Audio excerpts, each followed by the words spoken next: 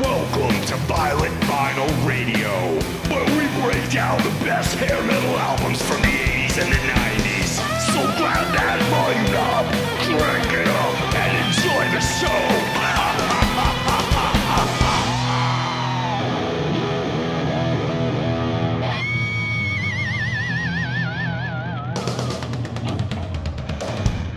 Showtime.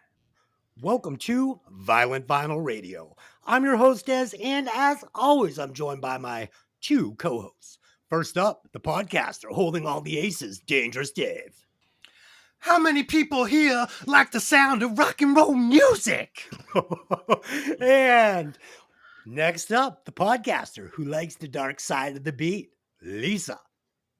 Fame is important, but to be rich is more important.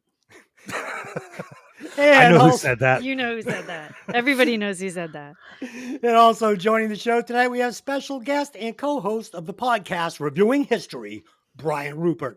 Brian, please tell the listeners a little about yourself and where they can find you online.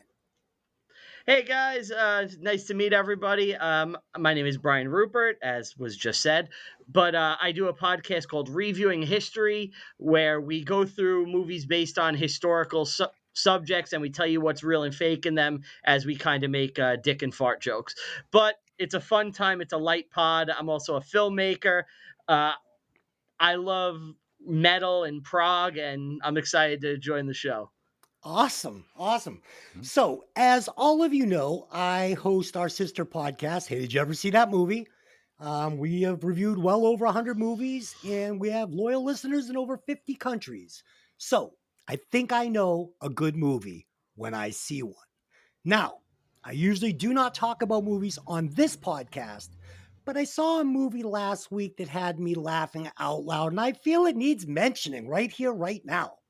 So this movie was called Yitzhak, the Jew That Saves Christmas. First off, Oh my God. it's a Christmas movie with a Staten Island Santa Claus. What could be better? Next, do you like Highlander, lightning swords, and 12-inch dildos? Well, so do I. And finally, we get a wet dream sequence mixed with Super Mario Brothers. Add to that one kosher schmeckle and a happy ending, and you get yourself one hell of a short movie. Brian, have you ever seen this movie? Just curious. Unfortunately, I made that movie. So back in the day, I don't know how the hell you found it. I thought it's unlisted. So this is pretty shocking to me. But it's a dumb short I made with my friends. We used to make a bunch of short films. This was our big Christmas one, and the real purpose of it was that was how we kind of were learning green screen, because I had this idea for this weird Christmas thing where I was like, what if we put a cat guy into a video game and we use green screen? And that was kind of the purpose with the technology. And I mean, I cringe when I watch everything about it now. Like, it's so edgelord and all that. My co-host Anthony, who's in the movie as the Italian Santa, he can't even watch it either.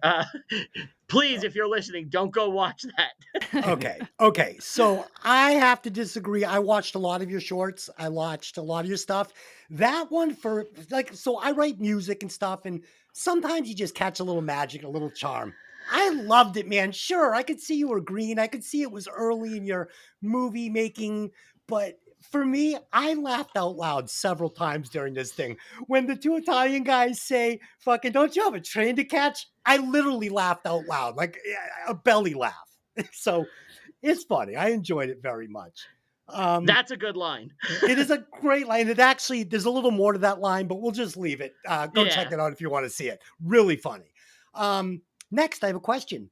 Was that real shit that you used in Let's Get Shit-Faced? I have to know what was on that kid's face. So that was not real shit. We melted chalk. So we took a wet paper towel roll and we like crumpled it up into the shape of shit. And then we rubbed melted chocolate all into it. So it got like that consistency. And that was what we used there. And we had the floor lined with plastic. So after it hits his face, you hear that plop.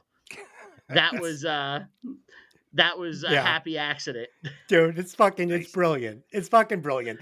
And then on the serious side, I also really enjoyed a success story. I thought that was really nice. I thought you scored it well.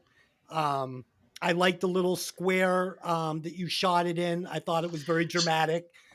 So that wasn't planned again. So that was the first time we used like real editing software, Yep. and we didn't understand kind of aspect ratios and formats. So when we uploaded it, everything became this little box, which was not the intent. And because it was so small, we were kind of like, this was unreleasable. The original plan was to try to get that into film festivals, but it just it wasn't meant to be because of how small that was. Like showing that on a screen would look weird. But that guy, the older therapist, is my great uncle, and he's Awesome. also in the movie Beastmaster. He's in Sleepers. He's in a whole bunch of stuff. Awesome. And finally, you have an actor, one of your friends, I'm guessing, that I've saw in a couple of your things. This kid looks like a young Jeff Goldblum. The big eyes. This kid's money, man. This kid should be in the movies, right? Which part is he? I'm not sure. He wasn't in any of those three. He was in a couple of the other ones, but he's a thin kid. He's got kind of big eyes, and he just reminded me of Jeff Goldblum, and he's a really good actor. Okay. I can't recall who it is, but now I got to look through and see. Yeah, if you come on and do the other pod, I'll figure out who he plays, and I'll have a character name for you. Okay. He's not the guy who's tied up, right? No. Okay. No. Yeah, he was in a couple of the other ones. And then you did a trailer for a movie. It was part 1 and part 2 about an old guy that 2 kids go to an old guy's house next door. And Oh, that's a real movie. That's my Okay. feature movie. It's called The Uninvited Guest. Yes. It's on Amazon Prime. awesome. I personally consider it to be the worst movie ever made, but it exists and it's out there and it's on Amazon Prime. And I highly recommend nobody waste their time watching it. Dude, it's funny you say that because I watched the trailers and I was like, I wonder if he actually made a movie for this or if this was just like one of the trailer projects. Because I thought it looked interesting. I'd watch it. I'll check it out. It exists. I'm telling you, you're being duped. They're good trailers. The movie is Perfect. not that. Perfect. Yeah, over on Hey, Did You Ever See That Movie? We were actually lucky enough to get Jonathan Salemi, who did The Last Deal, to come on and talk about doing that movie. And that was pretty exciting. He's a local guy from Boston.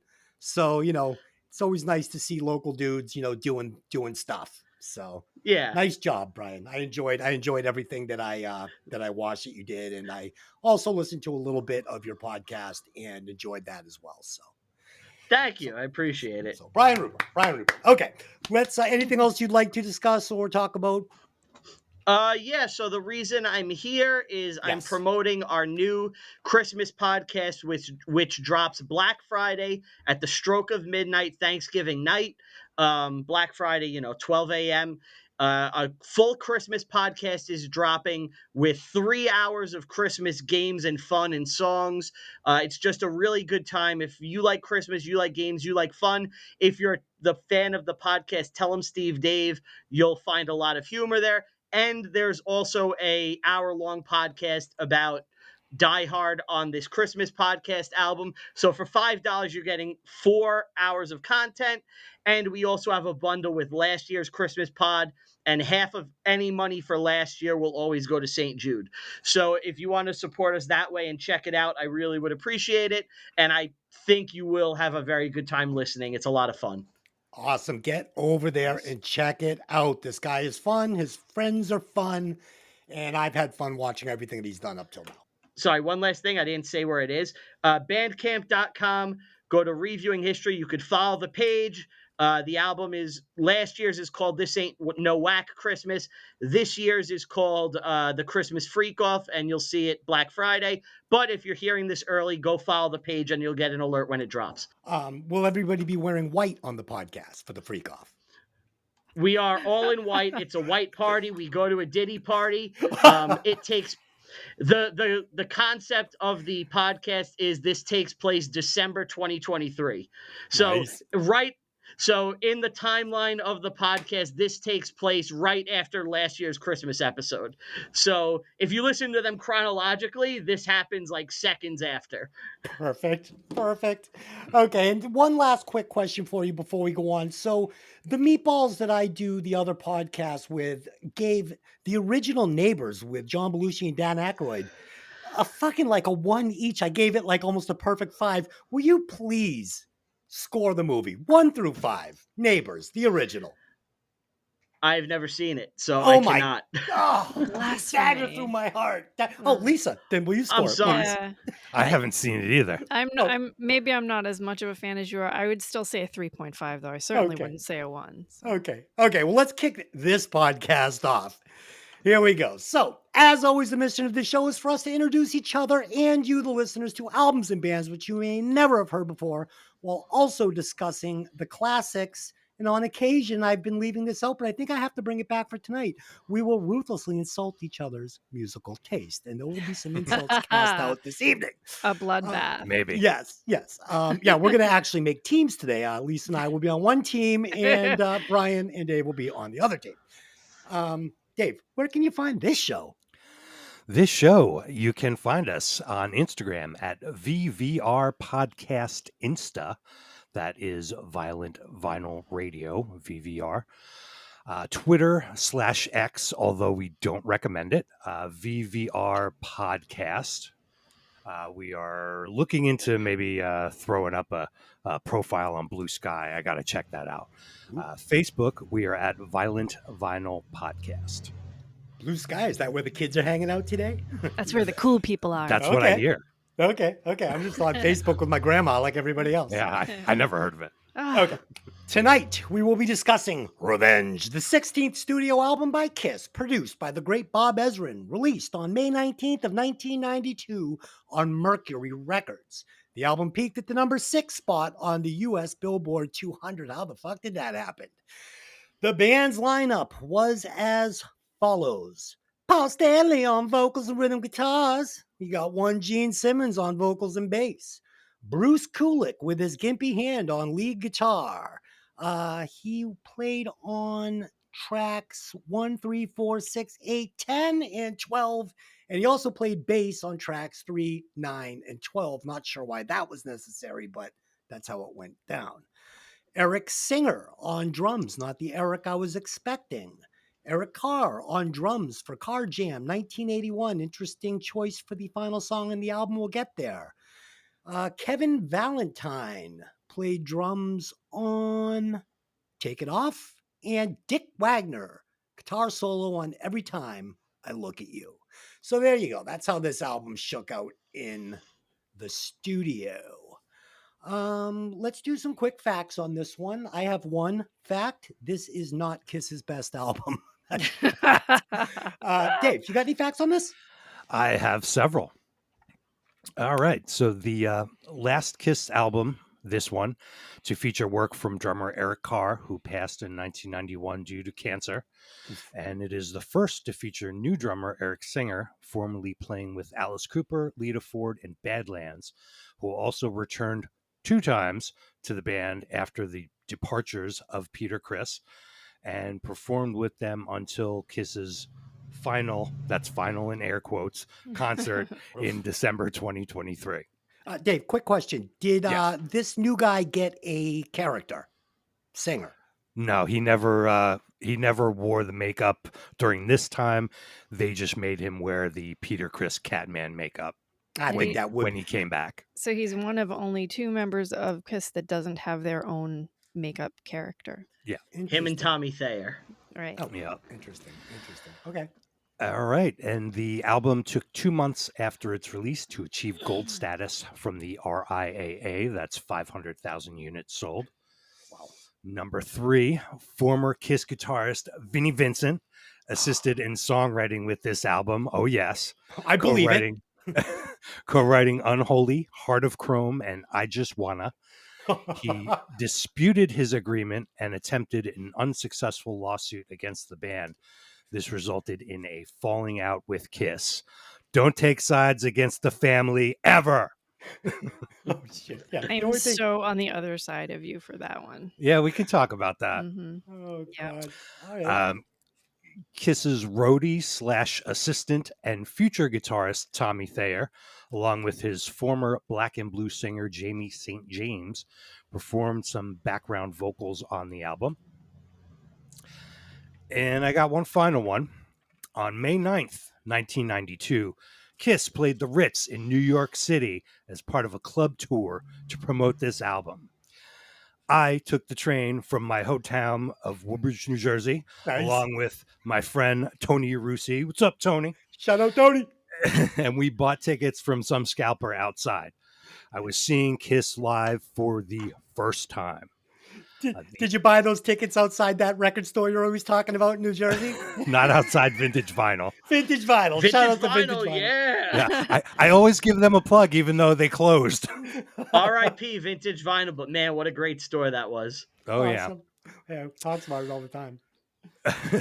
Yeah, so the opening band was Shooting Gallery with Andy McCoy from Hanoi Rocks, Nice. but the crowd was just not into them at all. I can't say for sure if the Kiss crowd was just impatient or if these guys were too messed up to play well, but they committed the horrible showbiz mistake of scolding the crowd for not liking their show, Oof. and even went on to say Kiss had especially picked them to be their opener. They were both on the same record label. I don't know if I believe that. Yeah. Looking back, I wish I remember more of the show. I really got into Shooting Gallery and Hanoi Rocks later on. But anyway, Kiss was totally badass. No lasers, no explosions, just pure rock and roll. You can find it on YouTube, but there was nothing like actually being there. Are they playing these songs?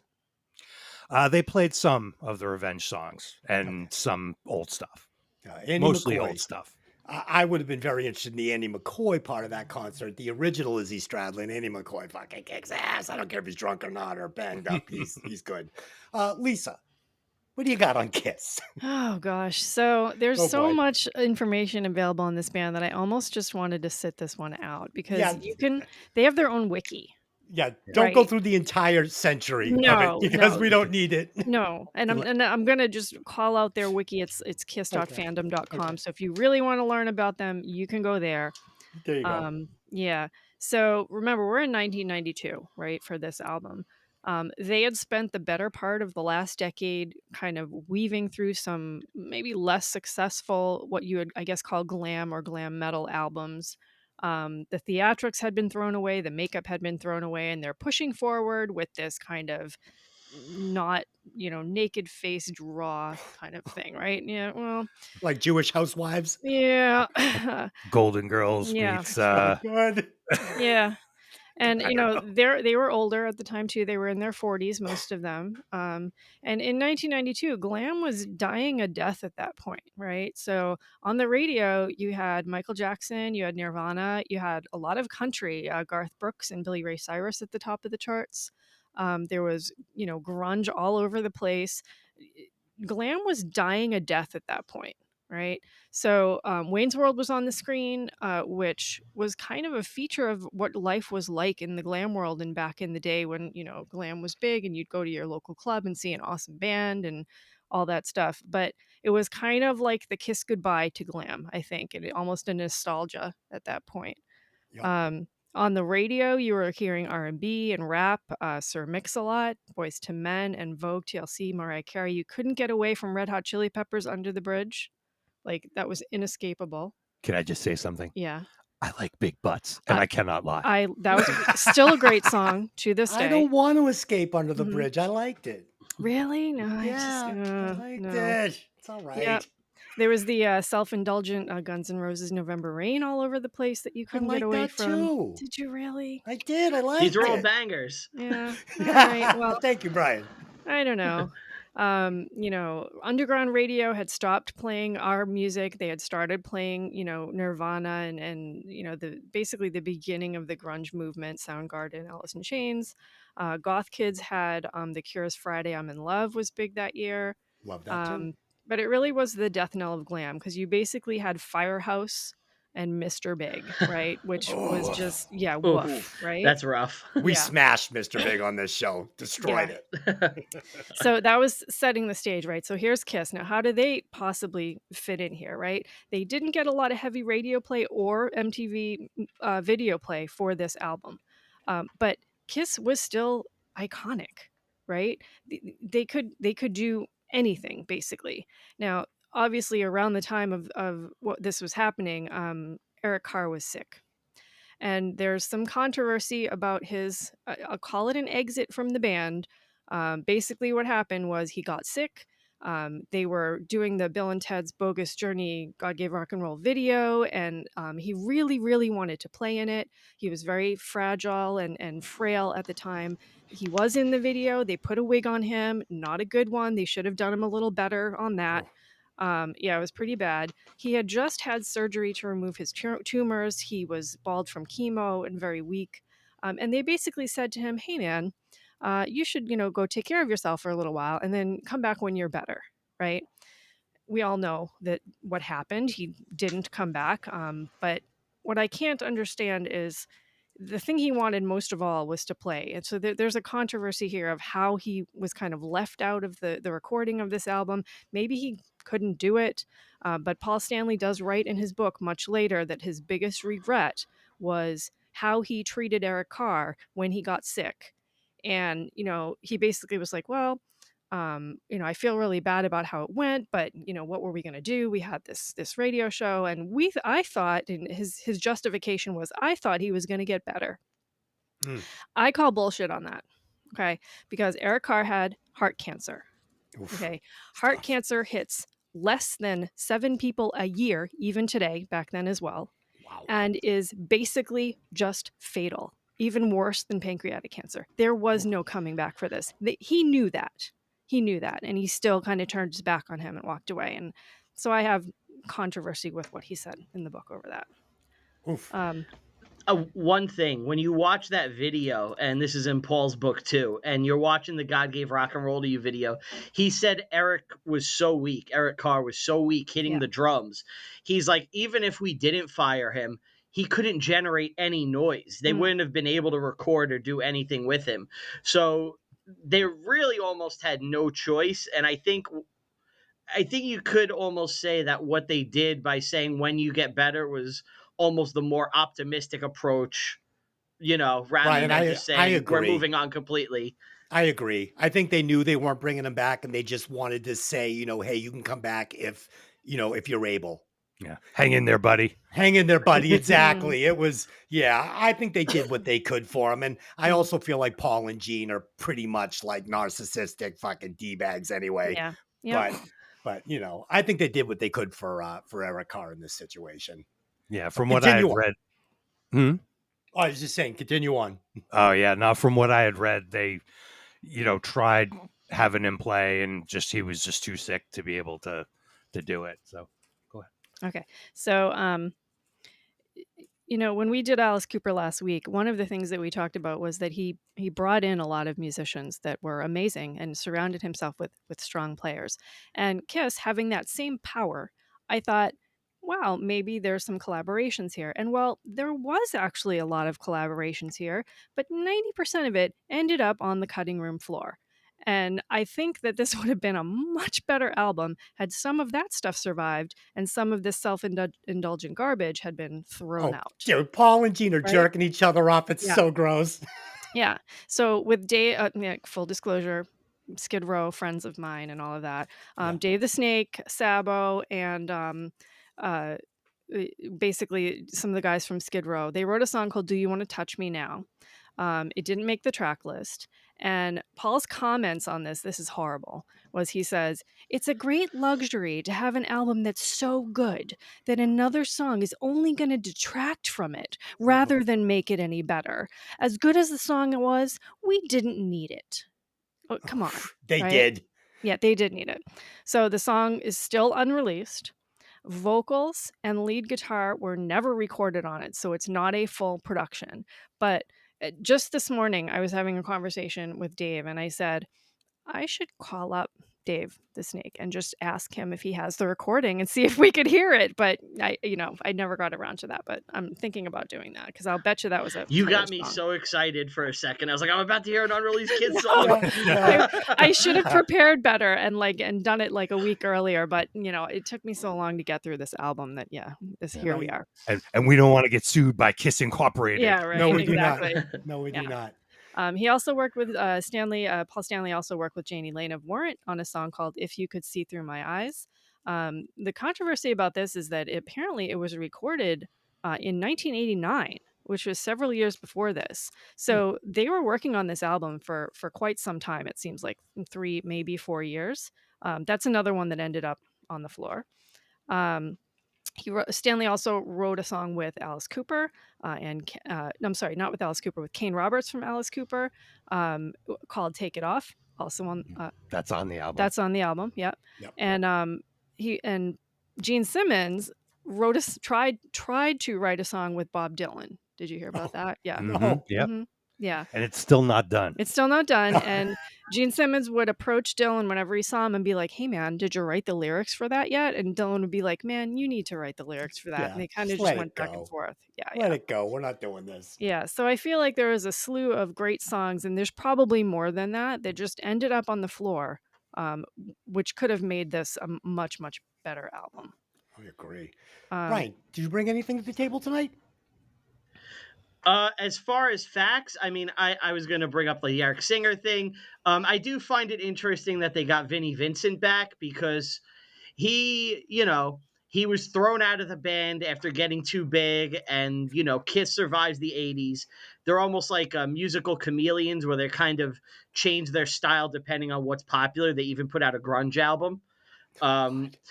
So Carnival of Souls, baby. Yeah, that's crazy. But they get Vinnie Vincent back for this, and I love this album. Obviously, I picked it, but I think his contributions are really good, and they still. And it's funny because they get Ace and Peter back too, but these egos just cannot fit other people around them, and they need people especially at this point, like Eric Singer or Tommy Thayer, who are just shut up and do what we tell you. They can't deal with it in any independence at all, which is why even getting Vinnie Vincent back for this was just never going to last, and it failed again. Oh, dude. Lisa, finish up your little list. I saw that you shot me that I have two more facts. No. I actually don't have any more band facts. I have a couple of individual things, but we can weave that into the songs. Okay. Yeah. Okay. Let's do some quick opening thoughts on this one. So I've been a diehard Kiss fan since I was little. I was born in 1970. I mean, banging on the boxes, Gene Simmons every Halloween, whole 9 yards. This is what made me want to be a musician, but I like my Kiss from the 1970s. Just like last week with Alice Cooper. Love Alice Cooper 1970s. I was like, can he bridge the gap between 1970 and 1980 and do it successfully? Yes, Alice Cooper's trash was pretty fucking good. I mean, it was a little hair metal, but I mean, I heard Alice in there. Question is, can Kiss do that? So for me, Kiss's last album was Dynasty. That's it. That was the last one. That's my cutoff, with the exception of the one song, I Love It Loud. Okay? I'm going to let that in. It's the only exception to the rule. After Dynasty, I'm all set. Did this album stand up? Was it like trash? Did it bridge the gap? Let's find out. Dave, have you heard the album before preparing for the podcast? Yes, I sure have. I bought it on cassette when it came out. I was already a Kiss fan. This was the exact time when I was graduating high school, and this album was that summer's soundtrack. On a related note, I had also seen the movie and purchased the soundtrack for Bill and Ted's Bogus Journey, which came out almost a year earlier in July of 1991, mostly just for the Kiss song, God Gave Rock and Roll to You Too. Yeah, I remember hearing the song over the credits of the movie and dreaming about one day being able to sing like Paul Stanley. I'm still working on it, but not even Paul Stanley can sing like Paul Stanley anymore. True that. Lisa, had you ever listened to the album all the way through before preparing tonight? I don't think I have. I'm full disclosure, not very big of a Kiss fan. I've seen them quite a bit. The first time I saw them was in '83. I was pretty young. It was at the Worcester Centrum. We were very close to the stage, and I was young enough to not really know what was going on yet. But I remember, you know, that I saw when I saw them in '84, no makeup, and it was a huge controversy when they took the makeup off, especially like those first live shows. There were people in the audience with signs that, were like, put the makeup back on and things Oh like yeah. that. There were people dressed as them with the makeup on, and which I think influenced me a little bit. I loved that. And I loved seeing people dressed up at the show, which is kind of what I still do to this day, whether it be like, Halung or some goth show, I'm in costume. So that affected me. But generally speaking, not a huge fan of Kiss. Don't really remember this album. I wear the merch. I know the hits. When people's bands play covers of the song, I can sing along to the lyrics. But generally speaking, they're in the category for me with like Rolling Stones and Judas Priest and AC/DC. Not my style of music. Oh, home run, grand slam, walk off, fucking home run. Okay. Like, oh, my top 5 bands. Yeah, I was like, wow, you just named my. Okay. Yeah. Brian, you picked the album, so obviously you're very familiar with this. Kiss is my favorite band by far. And I love this album. It's a top 5 Kiss album for me. Obviously I'm a younger than you guys, so by the time I'm getting into Kiss, they basically have their whole canon done, more or less. So I'm just digging through, and I'm listening start to finish. So for me, it's not like they're changing styles. It's like, oh, this was them in the 70s. They're playing 70s music. Oh, this is them in the 80s. Now they're doing 80s music. Right. Oh, they did a weird grunge album, and they're just kind of blending in with what's popular. It's a shame we never got a Kiss new metal album in like 2000 because it's it would not. have been a weird oddity. No, it's not. I would love it. But I love this album. I think it kicks ass. Again, top 5 Kiss album for me. I'm excited to talk about it. So your thoughts on Cold Gin? Great song, better than any song on this album. Cold Gin is a fantastic song. Strutter. Strutter is good. I don't love it like I love Cold Gin though. Oh, yeah, those are my 2 favorite Kiss songs. Okay. I love Hotter Than Hell. Love Hotter Than Hell. Amazing. Hotter than hell. All right, so there you go. That's what everybody knows about this album. Let's rate the singer. We do it every week. As always, it's 1 through 100, 25 on hair, 25 on style and stage presence, and 50% on vocal talent. We have 2 singers to break down today, and I will go first. This is not simple decision, right? 1975, Gene Simmons is a perfect 100. Paul Stanley is a robust 95. By this time, those scores drop a bit. Gene is about a 55.1 now, and Paul's about a 52. And by the time they do Lick It Up and Tears Are Falling, it is a fucking train wreck. These guys are both like a 0. Okay. But these are my heroes. These are my heroes, and I have to score them on a body of work. So Gene's going to get an 81.2, and Paul is going to get an 80.69. So there it is. Wow. Dave. Well, Lisa, I came into this with like a 68 and like a 52, Okay. but I was like, no, I dressed up as Gene Simmons every year for 12 years. He can't be a 69. He's got to be an 80. So, Dave, score these guys. Okay, yeah, we're gonna have to average those numbers out. This one's a little unusual because it's 2 people. Paul and Gene both sing lead vocals, sometimes in the same song. So I was thinking we'd score both of them together. Oh, you're going to make him like Paul Simmons? Sure. Oh, shit. So the hair, well, there's always been those rumors that Paul and Gene wore wigs or hair pieces or extensions at least. But for this album, they had pretty cool hair. Gene had the long hair with the samurai top knot on the back. Yeah. And I may have copied that hairdo on stage a few times. Oh, God. And Paul's hair was pretty big and poofy, but not in a cheese metal way. Score of 19 for their wig makers. Oh, full 25 for style and stage presence. These guys are some of the best. Hell yeah. And I'm giving them 48 on vocal talent. They were both singing great around this time, doing all their signature stuff, but not being goofy about it, like maybe some of the 80s material. Total score for me, 92. 92. All right. So average mine yeah. out to an 80.69, Lisa. That's going to be my Paul fucking Simmons score.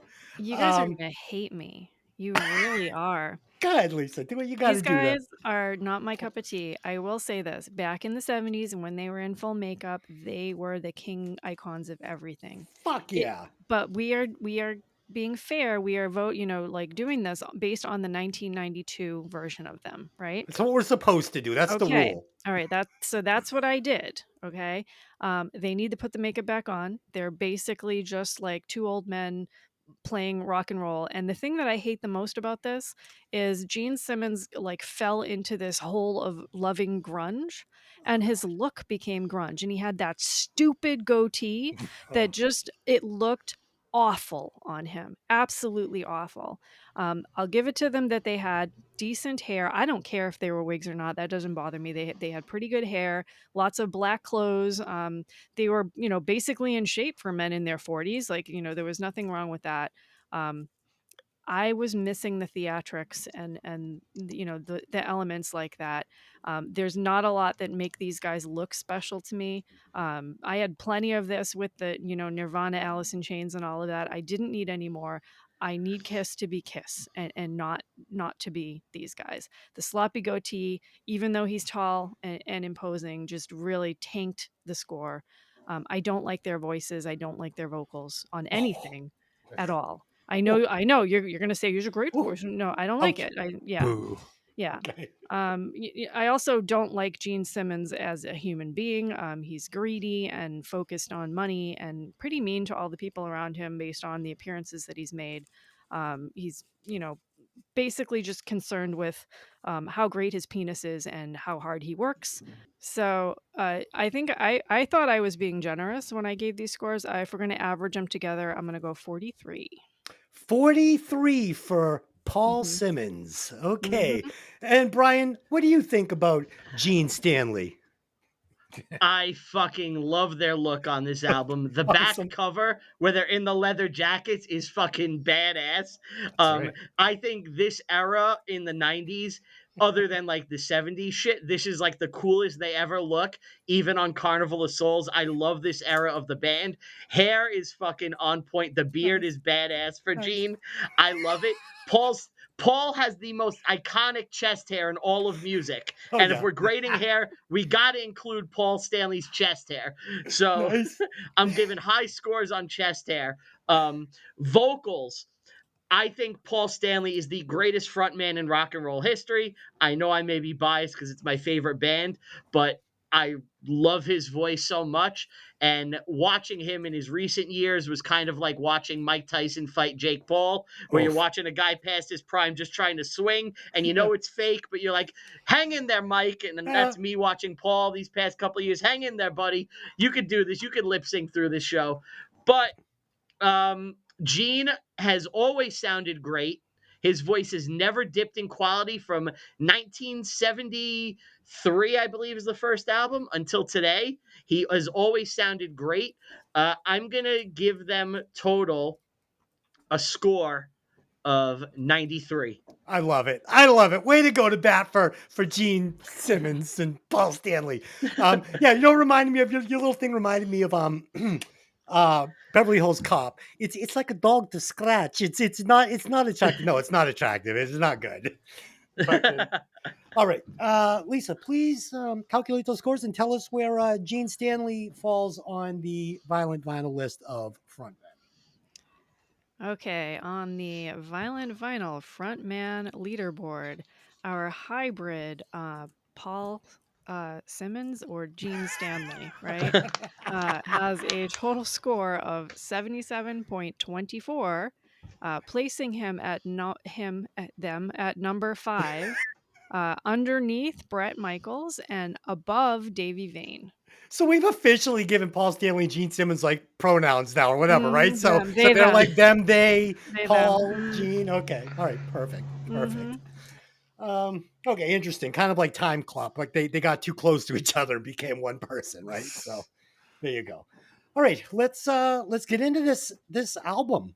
Let's start with track number one, Unholy. Guys, this isn't going to be pretty. And again, I'm one of the biggest Kiss fans ever, but it's going to be funny. So, best part of this song is the opening guitar riff. Unfortunately, it sounds absolutely nothing like Kiss, which is the theme of this album. Once Gene starts singing, and I'm a huge Gene Simmons fan. I love his fucking voice, but he's giving us these fucking weird melodies that are so wonky leading into the chorus. It just doesn't work. The bridge doesn't set the chorus up. The song has no flow vocally. I don't know what Gene Simmons is doing here, like how they couldn't hear that these melodies weren't working. Terrible. Whammy bar deluxe solo sounds nothing like Kiss again. That's a problem for me. Overall, good production, but I do not like this song. Dave. The scratching guitars at the beginning were reportedly recorded by Gene. The song sounds killer, thick guitars, big drums, and Gene's classic huge bass sound. This was the follow-up single to God Gave Rock and Roll to You 2, and showed us a new black leather-clad, extra edgy Kiss that was a long way away from the pink fringe spandex of the 80s. With the lyrics hinting at evil and the video featuring kids dancing over pentagrams and creepy twins, this is a darker, tougher Kiss for the 90s. Oh, it's so tough. Yeah, Gene's voice sounds great. According to Bruce Kulick, the middle section before the solo, he always called the Frankenstein walk, was not in 4/4 time. Actually, the end part of the guitar solo, it's the end part of the guitar solo right after the harmony guitars that it alternates. This is music nerd shit.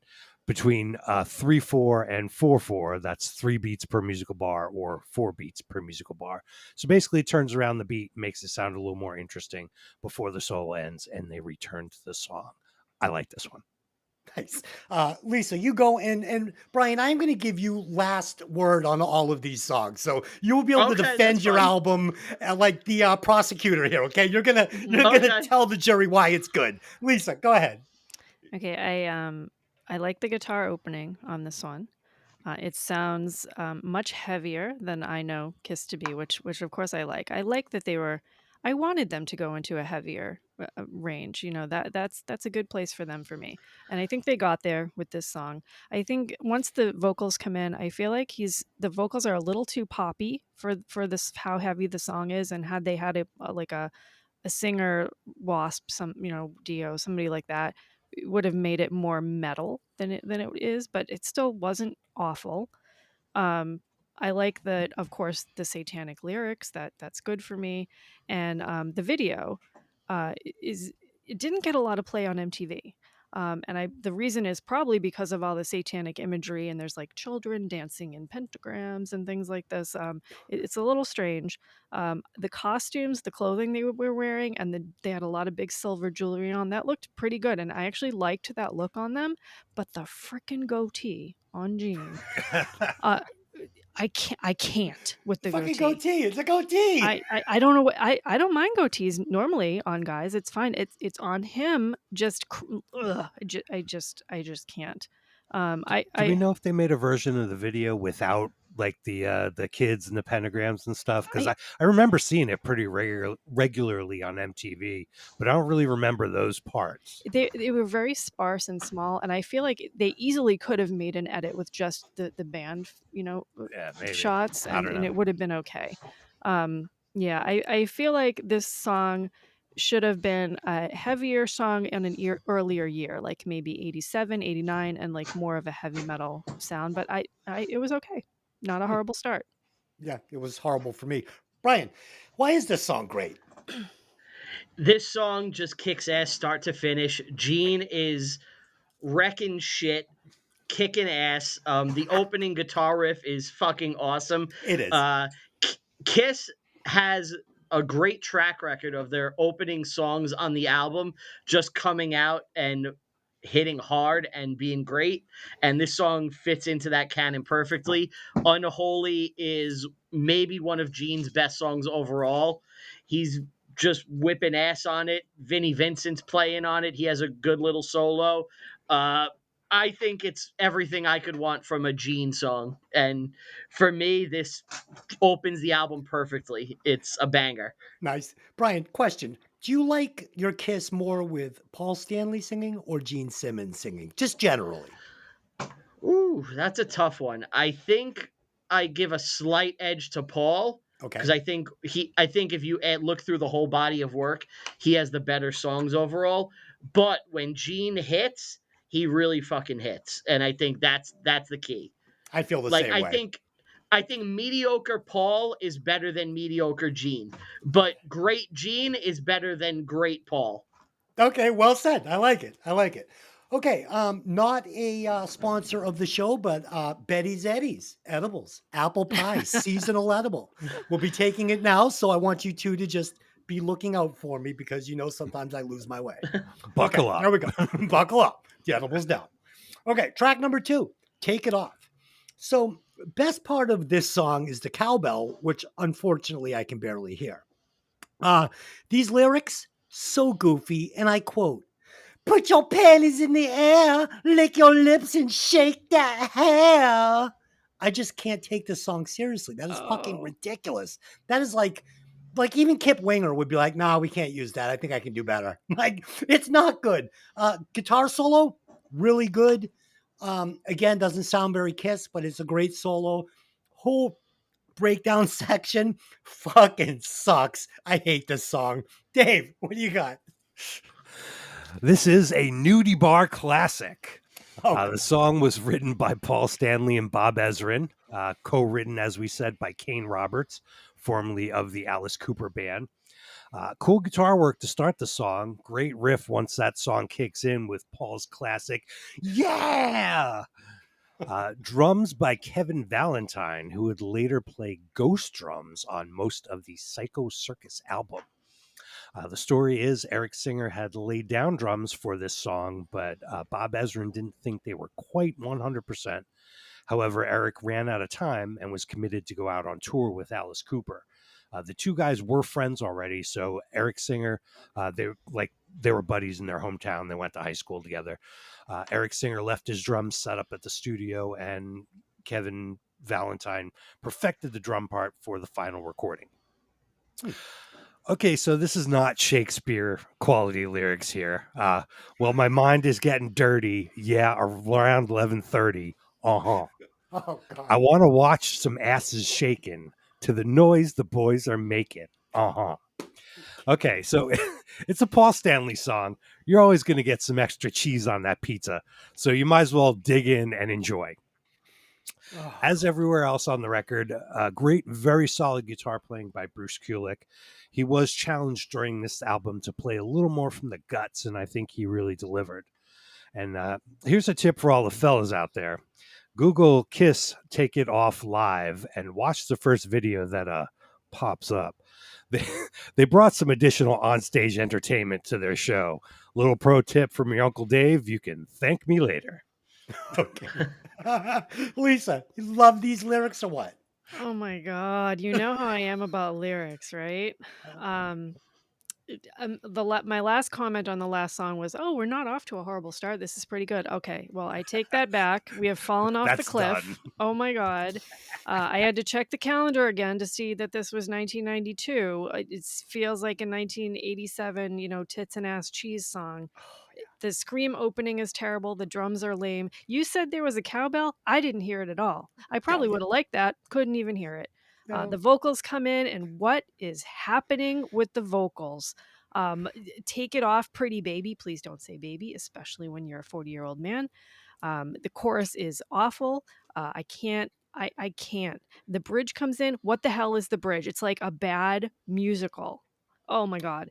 And then there's like a lead up where the song kind of comes back, and there's this atrocious chord change that just made me like physically cringe. This song was 5 minutes long and very painful. Thankfully, there is no official video, but there is enough live footage to make me laugh. Lisa, it's so fun you talked about the bridge because that is one thing I've noticed on this. And you guys know I'm a slut for a good bridge. Like, I want a bridge that sets up a chorus and just knocks it out. There are no bridges on this fucking entire album. Brian, talk about this song. Throw some light on it. Okay. I think this song is almost everything Kiss is in one song. You're getting cheesy lyrics about sex. They're not very well written at times. I mean, Kiss has never been a band known for its subtlety. So I think this is following in that footsteps. I think Paul is pretty solid on it. It's not my favorite track on the album, but spoilers, my favorite track is a Paul song on the album. I think his performance on it is really solid.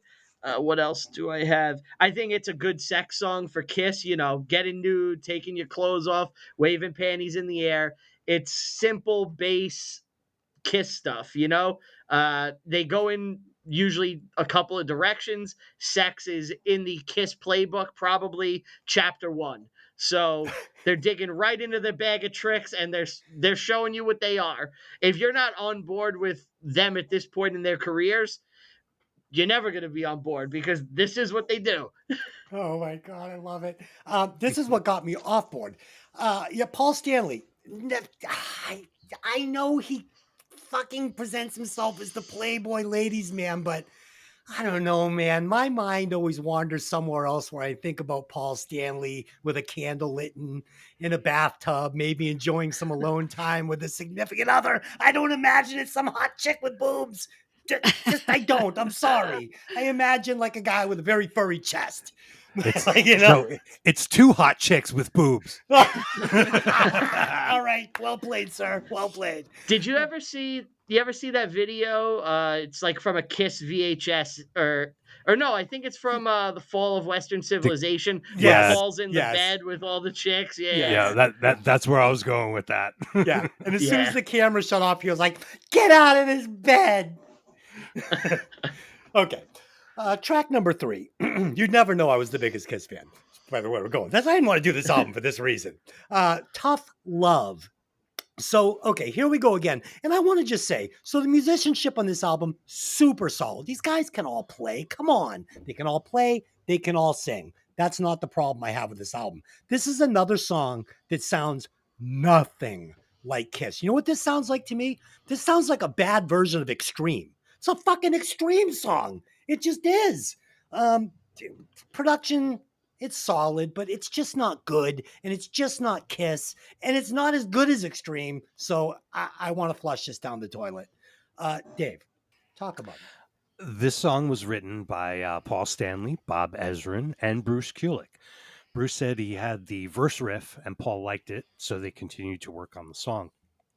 Bruce also played bass on this track. The riffs are pretty cool, but the lyrics are not great. According to Bruce, for recording this album, he used several of his guitars, including Gibsons and ESPs, along with vintage Vox Wah-Wah and MXR Distortion Plus pedals, and the Marshall JCM 900 amplifier. Nice. Dave, have you plugged in that pepper penis fucking distortion pedal that you got? I haven't tried it yet. No, I got the Steel Panther butthole burner pedal. Nice. And I still have to give it a run through and check it out. Dave, we'll have to write a new, like me and Dave did that intro for the show. Dave ripped some sick guitar on that. I think we're gonna have to do a new one with your new pepper penis pedal. Maybe. Point Pleasant Police Department. Lisa, did you like the song? You're not going to believe what my comments are for this song, Des. Good. The opening part reminds me of Extreme. Hell yeah. The lyrics come in and it doesn't fit. The song starts off good. Like in the Extreme part, I'm like enjoying it, and I was like, yeah, it's gonna be kind of a hard song, so maybe complicated, maybe a little funky. I'm like ready for it, and then it just drops off, and it goes like schizophrenic. The bridge is a completely different song, and then there's another pre-chorus that they kind of stick in there. I had to check if the song hadn't flipped to another song because like the parts were so different from each other. I got totally lost. The chorus, the "Gimme Tough Love Gang" vocals, is kind with like the pauses in between. It's kind of like the only really great part of the song that I like. Maybe the guitars. There's like a few solos, and they remind me again of a poor man's Nuno, right? Like with the feel, but without as much talent. Yep. Basically, this song for me is just confusing. Yeah, I agree, man. The bridge is doing the opposite of what a bridge is supposed to do. I was like, wow, that was weird. Mm. um, okay, Brian, tell us why it's great. I love Uh, perspective. This isn't my favorite song on the album. I think it's probably the second worst song on the album, but I still think it's pretty okay. Like if it comes on, I'm not like angry, I'll listen. I won't always skip it. Sometimes I will. It's like 50-50 if I'm in the mood. But it's fine. I think it's a good rock song. For the Kiss, I know they can do better, and they do it, in my opinion, especially on this album. This one is just kind of one of those filler tracks that you see, and you're like, all right, yeah, like that's it. I just think it's a solid, good song, kind of mediocre. Yeah. Doesn't move my needle too much. Yeah, I felt like Better every than the song on song. this was a filler song. This can't be better than the song that they wrote with the Skid Row guys that ended up on the floor, right? There's no way it's better. There's no Right. way it's better. There's no So- way. Track number 4. I mean, the title says it's called Spit. Okay, it's called Spit. The groove of the song, pretty good. Pretty good. I like the groove. It came on. I was like, okay, but the lyrics and vocals are fucking awful. This is like Spinal Tap, only it's not clever and good. As Nigel would say, it's a fine line between clever and stupid, and this one is just stupid, right? And this Jimi Hendrix solo thing, it didn't make any sense to me, and it didn't work on the album. This album doesn't know what it wants to be. I was like, what? Why is he playing the Star Spangled Banner? Are we at Woodstock 68? What's going on? I don't know. It didn't work. There is one riff in this song that is 1975 Kiss. You can hear it. It's like Ace Frehley walked through the studio, turned on a fucking real Marshall, pulled out his 75 fucking smoking fucking Les Paul, and like ripped a fucking rhythm track, and it somehow made it onto the album, and then I never heard it again. So there it was. If you want to hear Kiss, real Kiss, it's in there. Dave, did you hear the riff? I'm not sure which riff you're talking about, but The Kiss riff. yeah, I liked all the riffs in the song. Okay. But this song features both Paul and Gene singing lead. Great raw Gene vocal sound at the beginning. Definitely some Led Zeppelin influence here with the riffs and vocal delivery. Paul was especially influenced by Robert Plant. The songs is about basically banging fat chicks. All right. That's all right.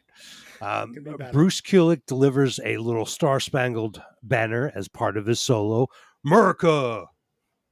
Oh, God. Lisa, talk about it. So this was written by Paul Stanley, Gene Simmons, and Scott Van Zen, right? I have a lot of respect for Scott Van Zen. He's like a blues guitar guy. He has a guitar school. His body of work is really, really impressive. So I was kind of excited to hear this. And the song opens up as kind of like a bluesy song. And I was like, wow, this could actually be really good. Nope. Then the song comes in and then the lyrics come in and it's awful. I don't know what the Star Spangled Banner guitars were doing in there. I don't like this style. I don't like the 70s rock nonsense, especially when it's just lost its identity, right? Is it a glam album? Is it a metal album? Is it a 70s rock album? And putting all three in the same song, like it's too much for me. There was parts of the guitar that I did like in here, and I don't know if maybe it's the same riff that you heard. I feel like that riff was too good for this song. Maybe It was the riff. That's the riff. yeah. You heard it. Yeah, and but it's the vocals in this that absolutely ruin it for me. There's a part in the song where there's like a gang vocal and it says like I need a whole lot of woman, right? Or something like that. I actually really liked that, and I wanted them to take I would, whether it's Kiss or someone else, take that out, make a song around that, a good song. They did. It's right? called Big Bottom by Spinal Tap. Well, yeah, maybe, right. Yeah. But yeah, it's definitely about big girls, and I kind of like that. But have you seen their wives? I don't think they're banging big girls. No, well, they probably are on the side. Mm. Brian, do you bang big girls? Do you like I'm the song? married, so I can't answer that. Oh, Um, but so I fucking love this song. I love every riff on it. I think it kicks ass start to finish. I love like the attitude that they're bringing, where it's like they're bringing the classic Kiss formula of we're gonna fuck chicks, we're gonna do our thing, but there's a little like meanness and edge behind it. Whereas typically, I think they're a little sweeter about things, and this one has like that '90s edge where they're like, "No, we're gonna fuck a fat chick and we're gonna spit and we're gonna do it and we don't care. It doesn't mean spit to us."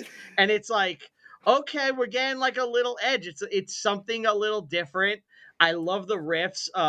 And I love that gang vocal section with "I need a whole lot of woman." Like that could be in a '70s Kiss song too, and it wouldn't feel out of place. I think this song is great. It's one of my favorites on the album. I love like that opening, like "and not too bad and not too clean." You know, I love that shit. This is the first time Gene and Paul are on vocals together. I think since like Dynasty, maybe. So it had been a very long time before they worked together on a song. And Kiss is at their best when Gene is actively engaged. And I think this album is showing that he's engaged and he's into it. This is top tier shit for me. Brian, I liked your description of the song better than the song. I was like, I yeah. do too. I was like, hell Totally. yeah, fuck yeah. But I agree. I did hear little tiny sprinkles of 70s Kiss in this, just sprinkles, like just enough to tease me. And then that was it. Track number 5, God Gave Rock and Roll to You a Deuce. So, guys, I remembered this song, but I remembered it being much better. Like when I got to this track, I was like, oh, sweet. I remember this. This is going to be a good song. Does it have a catchy chorus? I guess so, a little bit. But it's desperately, desperately missing that bridge, that catchy bridge to set this chorus up. And the vocals are weak. And this duet between Gene and Paul in the verses, it's so fucking gay. I'm sorry to use that word, but it just is. It's so bad. And when the song breaks down into the soft, God gave us, I thought Paul Stanley's vocals were unusually weak. Like I didn't even think he could sing that weak. This song is fucking soft serve ice cream. No likey. Dave. This was the first single from the album, released almost a full year before the album itself. The song was originally recorded, as we said, for the soundtrack of Bill and Ted's Bogus Journey, and the song hit the top 30 in 7 countries. Due to this success, they had decided to record their whole new album with producer Bob Ezrin, who had worked on this track with them. Bob had produced Alice Cooper and Pink Floyd, along with Kiss's chartbuster Destroyer in 1976. He also produced Kiss's worst album, 1981's Music from the Elder, so they were initially reluctant to work with him again. Nice. My opinion, it's their worst album. Eric Carr was still the drummer in Kiss at this time, but was ill with cancer. Eric Singer was brought in to play the drums on the recording, while Eric Carr contributed background vocals and appeared in the video. The song is totally epic and anthemic. I went back and listened to the original version by Argent. Kiss's version is pretty close, but way tougher sounding. Paul and Gene basically kept the chorus and 1 or 2 lines of verse lyrics and rewrote all the other words. Kiss's version is definitely better and more focused. Nice. I had seen, the Gene and Paul singing together on this song. It was actually, I found it since it hadn't been since from Music from the Elder is when they last time they shared a lead vocal, apparently.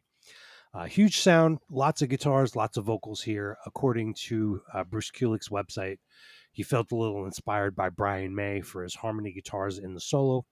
A classic Paul Stanley rap at the end. I know life sometimes can get tough. It's pretty cool. You just gotta give in and go along with the ride. I am watching talk radio is on in the background, and fucking Kent just came into the studio. The fucking rock and roll kid. Oh my god! I'm sorry to be sidetracked, but what a great character. Shit. Lisa, what do you think about this song? And Dave, nice breakdown of that song. A lot more than I had. Thanks. I think this is the one you and I are going to disagree on, actually. We know this is a cover song.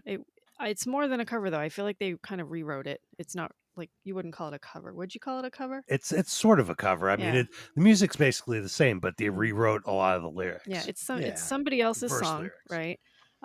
And to me, this is like classic Kiss with a little bit of a modern sound and a great arrangement. I really liked the Paul and Gene like vocal reversing going back and forth. I think they complemented each other. Um, I think a lot of people at the time when this came out, and this was obviously before the album, a lot of people thought this was an original Kiss song. And because basically it fits so well with them. They really made it their song, and the original is almost not important anymore. Kind of like what Johnny Cash did to Trent Reznor's Nine Inch Nails "Hurt." Same kind of thing. This really is a Kiss song now. I like the production on this song. I didn't like the production on most of this album, but it was really good here. The guitar solo, is different on the album than it is in the movie. In the movie, it's done by Steve Vai. Uh, Nobody can put down Steve Vai. His solo was absolutely spectacular in the movie. And not only that, the soundtrack of Bill and Ted's Bogus Journey had another Steve Vai song. I think it was Revenge, if I'm not mistaken. Also a fantastic song. Also had some Winger, King's X, some other stuff on there. But yeah, they like, even when their voices go a little sweet, that to me, that's something. I'm a goth girl. I kind of hate when they do that, but I didn't really mind it here because it felt like storytelling more than anything else. I think it fit into the movie absolutely perfectly. The video for the song we talked about a little bit. There's basically the band playing in this giant metal structure. I don't know what it is. Airplane hangar. Airplane hangar. Thank you. Which looks pretty cool. It makes me sad seeing how sick Eric was. During the video, you can see it in there. And there's at the end when they start showing some of the live Kiss stuff from the 70s in full makeup and theatrics, and it makes it kind of like a hit to the heart, really, when you see that stuff. So this song is a thumbs up for me. Guys probably heard the phone ringing. That was Paul Stanley calling on the VVR hotline. Let me put him through. Dave, you don't know shit. Take your opinion and stick it in your ass. Thank you, Paul. Thanks for calling. Brian, what do you got? All right. It's a bad So- Paul Stanley. There's no bad Paul Stanleys. You get a little high, you talk a little bit like this, and you're There you go. almost there. You know what I mean? I did. So, mine got a little southern, but I absolutely fucking love this song. It might be the first Kiss song I ever heard. Seeing Bill and Ted's Bogus Journey, and I have always loved this song. I love the Steve Vai version with the 40-second guitar solo, and obviously it's not on the one we listened to for the album, but it is still great. I love that it's like a victory lap for the band itself. Like we had our bad times. We were at rock bottom after The Elder and shit like that. We survived through the 80s, and we're still here in the 90s rocking. Bob Ezrin came back, who had a similar arc. He did so much drugs. He, lost everything, I believe, too. And he came through, and it's like a victory lap for them and Bob Ezrin. Like, we're back. I love everything about the song. I think it's great. I really don't have much other to say than I just fucking love this song. The lyrics, the victory lap, I think it hits all the right emotions. It's one of my favorite Kiss songs, and it's one of my favorites on the album. So, I love when were it. you born? Just roughly. I was born in 1987. 1987. So I think that's why we're hearing this so differently. I mean, when you're a Yeah. kid from the 70s, you're like a gatekeeper on fucking Kiss, right? Like, maybe it's not as bad as I'm making it out to be, but I'm comparing it to my childhood, and it's just not doing it. Well, I get that because one of you guys said that The Elder is their worst album. And in my head, I'm like, no, The Elder is great. The album that sucks is Monster, their worst album. Like their last Dude, I don't even album. count that one. Which one's got Lick It Up on it? That's got to be the worst Lick album. It Up. Okay, so that's got to be the worst album. Do you see the video for No. Tears Are Falling? The video for Tears Are Falling. Not the same album.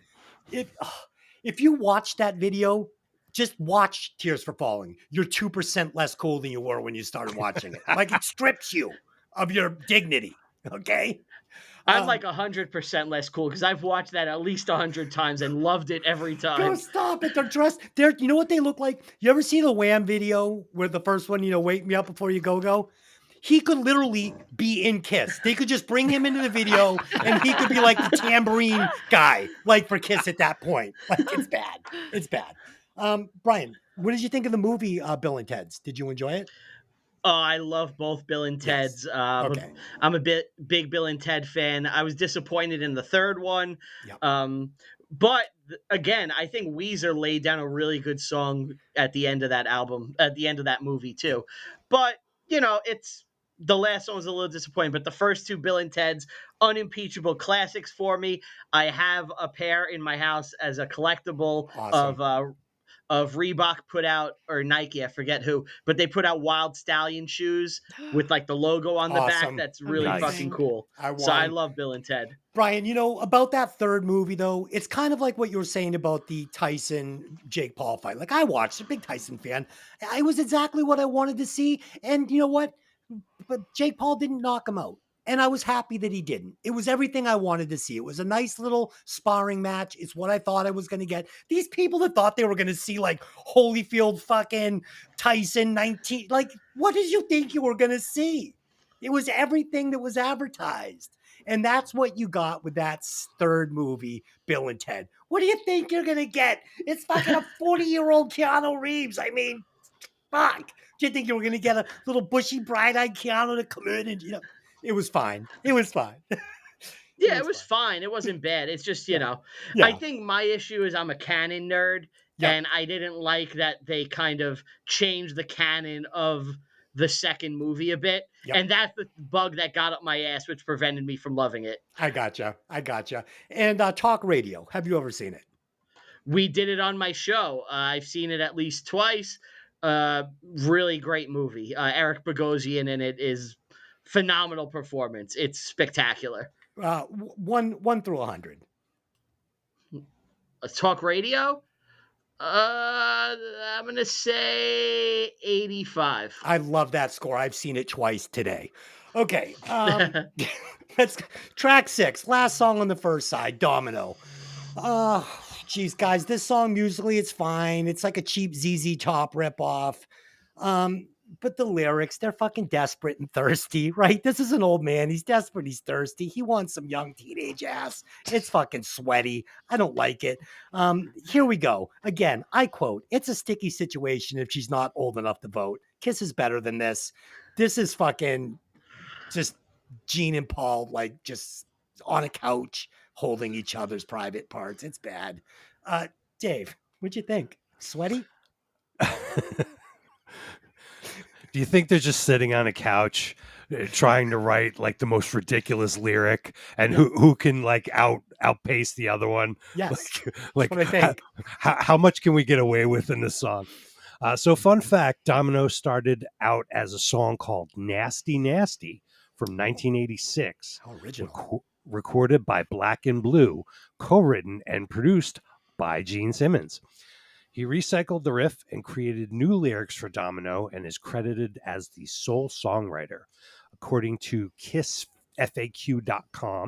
he also has admitted he was trying to copy his song Deuce when composing Domino. This was the third single from the album. Definitely a little ZZ Top LaGrange influence here. The video switches in between Gene driving around LA in a classic car while the rest of the band is back at the practice room. Whoops, Gene's late for band practice again. He stops off for a soda and to fill the gas tank, meanwhile making eyes at girls he sees along the way. Sounds about right. Fucking bass players. Did anyone catch the spot in the video where Paul is playing Gene's Punisher bass? No. Weird. No. And we brought up the creepy lyric, but same band that wrote Christine 16. But what are you gonna do? Again, it's like Spinal Tap. You've got clever and you've got Christine 16's the best thing ever. This is not. You got some classic Gene's bass slides in there, and there may have also been, there was in a radio edited version of the song where they replace "Got Me by the Balls" with "Got to Have It All." So, Gosh. meh. Okay. So It's a good song. I love it. The combination of this edible and this fucking extra strong Starbucks coffee is starting to fucking Oh, really no. hit me like the old man speedball again, and I'm feeling good. Lisa, I know you love this song. Oh my Des, you stole all my notes from this song. Cause all right, well my first comment is that there's like I don't mind the opening vocals, but I swear that I've heard this whole opening piece before. Now Dave has just shared with us why I have heard this before, because it was copied from another song. Now I get it. The guitars aren't bad, the vocal delivery isn't bad, the lyrics are stupid until we get to, and we all pick the same lyric, right? Super creepy. These men are in their 40s. What is going on? If anything, it's a bit kind of generic. Maybe some like I've heard the whole thing before. Standard blues progressions. The guitar solo is nice. It's a little sleazy. It probably fits the song. It's Bruce Kulick's on this, right? Bruce Kulick. Yeah. Kulick. He's recently played with John Corabi, who I saw with Winger and Tom Kiefer Band last year, and Grand Funk Railroad until last year when he left to play other gigs. Mm-hmm. I thought he was done due to that gimpy hand. Well, he's 70 years old, and he Oh. made an announcement that he was retiring from Grand Funk, but had lots of other projects on the horizon. I always thought his name was Bruce Kulick. That's what I did there. Yeah, Oh. I think this one just lacks personality for me. I also saw the video and the silly car thing, and him getting pulled over to get a ticket, and drinking a soda and looking very grunge, stupid goatee, and Just won't let it go. yeah, so Won't let that goatee go. yep. So in the video, I think Bruce Kulick plays the solo, right? Yeah. He looks so young in this video compared to those guys. He's only like a year or two A younger. couple years Yeah. younger than them at most. He looks a decade younger than them. I'm not At really sure least. why. Yeah. So I can see that the days of the big flashy, colorful glam videos are gone at this point. This video is dark. It's not quite metal. It's not quite grunge. It has no identity. So that's where I am with this. Not so great. Brian, is it awesome? I love this song. I love I admit everything you guys have said about the lyrics, but again, they did Christine 16. They did Going Blind, which has the lyric "I'm 93, you're 16." Nice. Yeah, I think the song rocks. It kicks ass hard. It's upbeat. I mean, the lyrics are dated now. Like a band, I don't think they could or would write a song with those lyrics today. So it also works as like a time capsule of what people were saying and thinking in 1992, where they're like, hey, it's a sticky situation if the girl's not old enough to vote. We're rock stars. Like, I don't think any major rock star or celebrity or rapper could get away with saying a lyric like that today. It shows how far we've come. And again, I love the song. I think it's upbeat. It kicks ass. I love Gene saying, when that bitch bends over, I forget my name. Oh, I just love the song. It's great. It kicks ass. I don't know what else to say. Mm-hmm. Paul, we need one more line for the chorus. Gee, let me call Kip Winger. Kip, we need one more line. Yeah, that's where it came from. Okay, so that's it. That's side A. We will try and get side B done a little quicker for you. But before we do that, we are going to do a Fast Five today. Fast Five is going to be Kiss album cover showdown. I'm going to give you two albums. You're going to tell me which album cover is cooler. The rules to this game are always the same. My answer is the right one. Yours are opinions. So there we go. Number one, we've got Love Gun or Kiss Destroyer. Dave, which one's cooler? Both covers painted by the great Ken Kelly, who unfortunately passed in 2022. Both awesome, but I like Love Gun better if I have to choose. They look tougher. On Destroyer, it looks like they're doing a jig. Lisa, which one's better? Definitely Love Gun. Destroyer looks like they're Dorothy and the gang skipping down the yellow brick road. What is happening here? But fun fact about the band, we recently saw a TikTok of Paul getting his coffee in the morning and being accosted by a paparazzi who asked him about the potential of Kiss avatars continuing the Kiss legacy going forward. And, he answered diplomatically and said, well, we just want to, keep the Kiss world going forward. So they're going to be cartoon characters coming up. I'm fine with just a whole new band of actors. Brian, which one's cooler?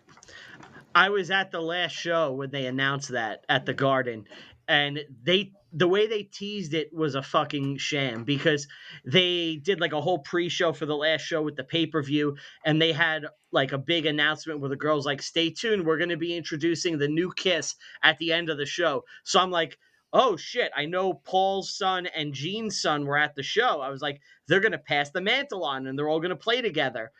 And they kind of teased that was going to happen, and then like, nope, they're cartoon characters. And that was a real bummer. I remember everybody walking out of the show like, that was it, that's how they went out, like passing the torch to cartoon characters that like played God Gave Rock and Roll to you. It was gross. But Destroyer is the more iconic cover, but Love Gun is the better cover, and it's cooler, and I like the mist and the girls and all that. And I think it says more about what Kiss is than Destroyer, if that makes sense. So I'll say Love Gun. And the correct answer is Love Gun, for everything Brian just said. Exactly. Okay, album number 2, you've got Hotter Than Hell or Dressed to Kill. Dave, which one's better? Both excellent. I'm going Hotter Than Hell. The art grabs your attention way more, even though Dressed to Kill, they go funny and wore the goofy suits. Lisa, which Hotter one's better? Hotter Than Hell, the makeup's cool. It probably stood out a lot in the record store back then. Dressed to Kill looks stupid. If they were going to do suits, they at least should have matched each other, worn something nice, or like tuxes with tails, not whatever garbage they were wearing on there. The thrift shop. Oh, Brian. thrift shop suits. That's what it looked like. They didn't even fit. Awful. Brian, which one's better? This one's tough because I love both of them. I gotta go Hotter Than Hell just because I love the Japanese motif, and I think it's really cool. I love all the Japanese motif and all that as well, but fucking Gene Simmons and Floods with clogs. Come on, baby. It's Dressed to Kill. That's the right answer. You're all wrong. Dressed to Kill. Number 3, Kiss Alive or Kiss Alive 2. And I'm going to include the centerfold of this too, because I think if it was just off the album covers, like the front cover, I think that this would be a landslide, but I think we have to take in the entire album. So, Dave, which album cover is better? Oh, well, I didn't know that we were going by the insert of Doesn't Alive 2 have the big picture of the stage with the drum riser and all that. So, correct. So that changes it, but I'm just going on the outside cover. Okay. So Alive 1, that picture looks like excitement. Here's what you're getting at the Kiss show. Yeah, the Live 2 cover is not bad, but not as much fun. They saved the fun for inside. Okay. Lisa, which one you like better? Hands down, even with the insert, Kiss Alive. It has movement. It looks like a concert. I love it. Kiss Alive 2 looks like the cover of a musical soundtrack or something. It's awful. Okay. And Brian? I gotta go Alive. It's just so iconic, and it's an image that just sums up the band in those early years. It's perfect. I gotta go Alive. Okay, I spent weeks on end staring at the inside when I was young, pretending I was at the concert, imagining what it might be like. And even if it didn't have the center console, that picture of Gene Simmons covered in fucking blood is the most shocking, amazing thing that was ever released in the 70s rock and roll. The correct answer is Kiss Alive. Duh. Okay, no, so all wrong again. God, you guys just getting your facts all mixed up. Number 4, Rock and Roll Over or Kiss, the 1974 debut album. Dave, which is better? Rock and roll over for sure. A great design by Michael. I believe his name is Doré, Doret. The first album cover is okay. It's provocative with showing the band in their makeup, but a little flat. Definitely Peter's, if not everyone's makeup, was done by a professional makeup artist, not applied themselves like they usually did for shows. Yes. Lisa, which one's better? Rock and roll over, definitely. The debut album reminds me of the Queen silhouette thing, which is just overdone. The rock and roll over, it's like a Saturday morning cartoon. It's cute, it's scary. I love it. Brian. Rock and Roll Over, the best Kiss best cover to an album for my favorite Kiss album. It's Rock and Roll Over. I love the artwork. It's iconic. And again, I do love the self-titled cover, but the makeup is all wrong. It's all fucked up. Yes. Like Peter's eyes are all wrong. It's twisted. When you're a Kiss fan, looking at the image, it's like one of those tests where it's like, what's different about this picture? And you're trying to figure it out. And that's what I think when I look at self-titled. So it's Rock and Roll Over by far. Yes, the makeup was not flushed out yet properly. So the correct answer is Rock and Roll All Over, probably the greatest Chris album cover of all times, right behind Love Gun. So you guys all got it right. Okay, and last but not least, we've got Lick It Up or Asylum. Dave, which is cooler? I'm going with Asylum on this one. From the era appropriate cartoon filter to the coloring in of each individual member's personal color on their lips as a callback to the solo albums. I don't know if each of them have their own personal color. It works. The Lick It Up cover is not bad, but it looks like a perfume ad or something. And these aren't the handsomest guys in the world, despite what Gene Simmons will tell you. P.S. I heard Vinny wore a wig in the cover photo of that album. Oh my. Lisa, which one? Definitely going with Asylum. I felt it had a little bit of almost a Bowie flair to it, like colorful, just neat. Lick It Up looks like a glamour shot gone wrong. It's absolutely terrible. Shit, Brian, which one? I gotta go Lick It Up just because it's such a statement and departure from the band. When you think about all the covers previously, they're selling themselves on the Kiss image and the makeup and all this. And this one is four schlubby dudes who aren't super handsome standing there with no makeup, white background. This is Kiss going forward. And I think it's a statement. And I think Asylum kind of almost looks like a mess. So I'm going with Lick It Up. Okay, so I thought this one was obvious. This is a trick question. Both of these albums suck ass and don't even deserve to be fucking talked about. Wrong. So there you go. That was a trick question. You all got it wrong. Once again, I got all 5 right. It's amazing every week. Side B, here we go. Heart of Chrome. We get more ascending and descending tightly picked guitar riffs. Paul's going to give it to her. Give it to her and give it to her again. I'm not buying it again. These lyrics are fucking lazy, uninspired, and it's just not for me. Dave, did you like this song? Another song co-written with Vinnie Vincent. This one sounds to me like a leftover from 80s Kiss. Cool riffs, though. Great high notes from Paul Stanley. It's interesting they do not feature the intro riff again in the song, except for it being melted into the chorus. And then also at the very end, they have a short section of music that is also not used anywhere else in the song. I thought that was curious. Yeah, the fucking arrangements are super wonky on this album. Lisa, what'd you think? I had to take a break before I started the second side of this album As did I. I was horrified. Not a bad riff to start the song, but like Dave said, you don't really hear it again. The lyrics are a story that I can relate to, finally being scammed and screwed in a relationship, stolen from, seeking justice, being hurt. I like that. They're delivered in a cheesy 80s way. This was the 90s, but it's still kind of okay for me because it was the early 90s. Screaming guitar solo with some weird effects. It's okay, not terrible. When then the bridge comes in and it's like a bad musical all over again, especially that when he sings like steel at the end of that beg bar on steel, it's truly terrible. Overall, I like the theme and the lyrics for the song, but I wish it was better. It's pretty good for you. Yeah. Brian, what'd you think? I think it has some fun lyrics. I mean, again, you're bringing some of that Kiss element to it. You're not going there for Shakespeare or deep poetry. It's not My Dying Bride or something like that. But you know, um, it's fun. It rocks hard. Vincent has a great fucking couple of licks and solos. I like the song a lot, so it's a good song. Brian is loving this album, loving it. It's one of my favorites. Yeah. It's why we do the show, man. Perspective. Everybody sees things differently, and that's what makes the world interesting, right? Track number 8, Thou Shalt Not. Perfect title. Thou Shalt Not. I am really struggling to find something I like on this album at this point. I thought the guitar solo was pretty good on this song. I liked a lot of the guitar playing on this. Wish it was on a different album.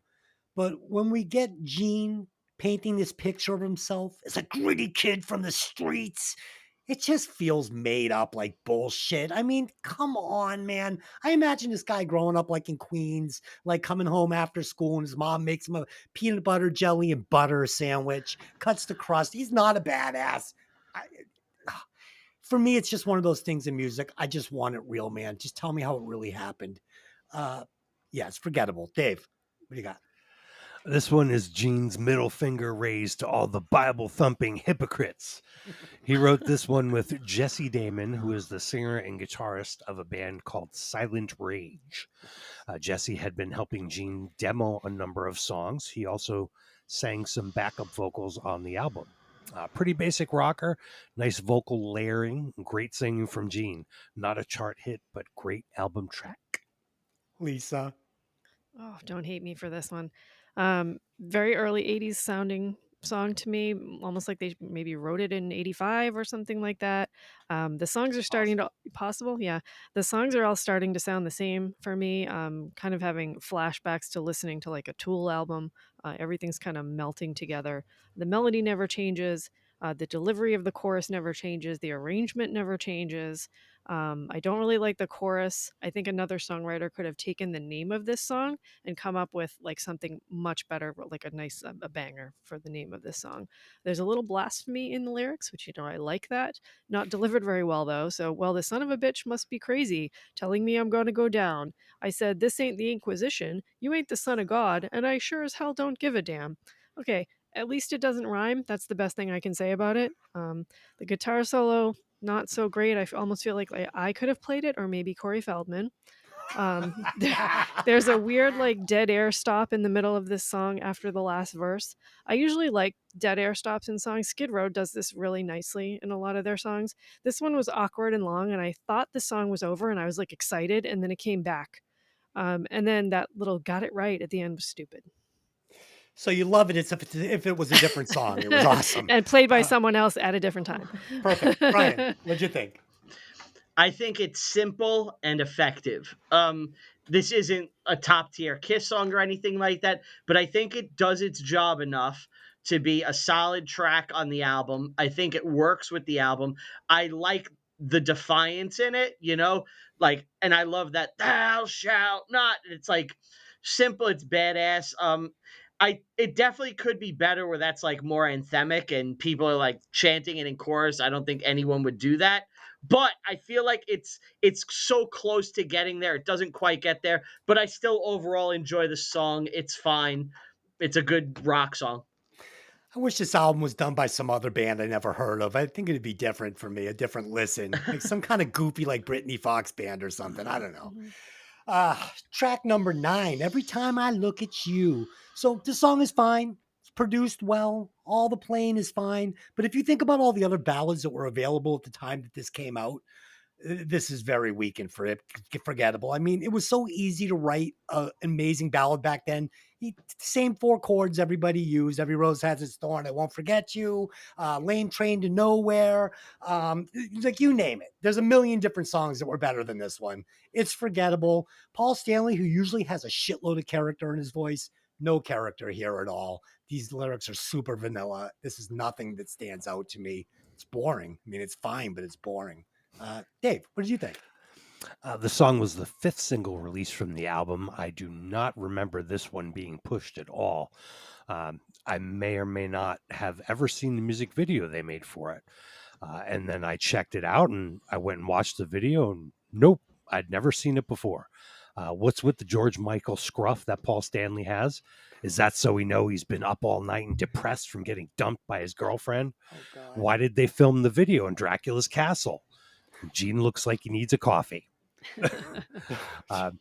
So the guitar solo was done by the great guitarist Dick Wagner. He was most famously in the Alice Cooper Welcome to My Nightmare Band, as well as playing ghost guitar on Kiss Destroyer album, certain parts when Ace was out of commission, maybe a few too many beers. According to Bruce Kulick's old website, Bruce was out of town over a holiday weekend.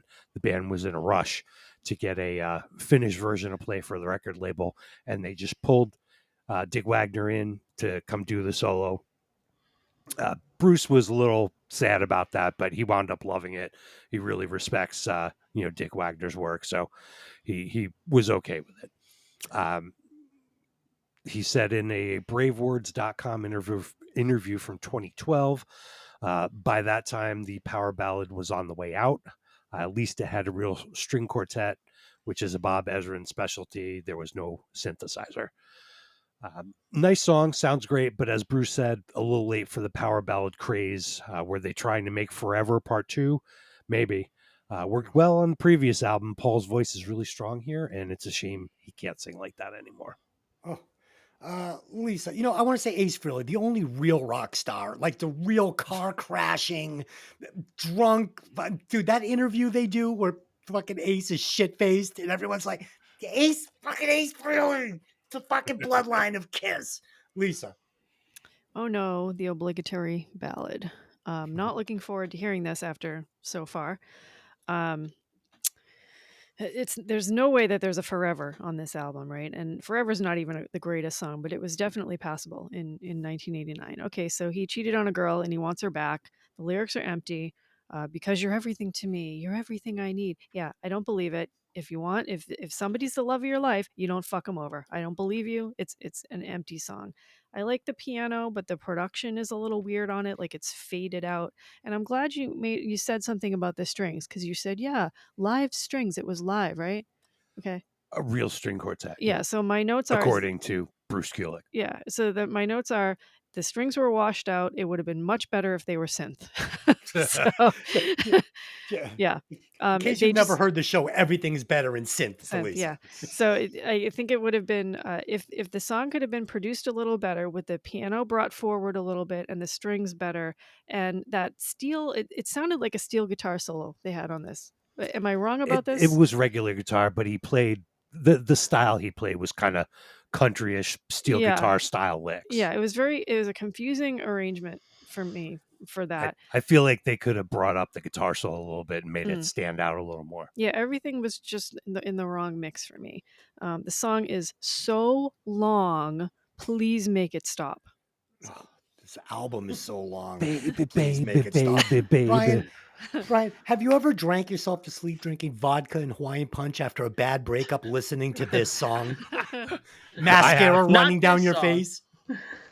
Not this song, but after my first girlfriend broke up with me, I drove away crying listening to I Still Love You from Creatures of the Night by Kiss. Nice. So, yeah.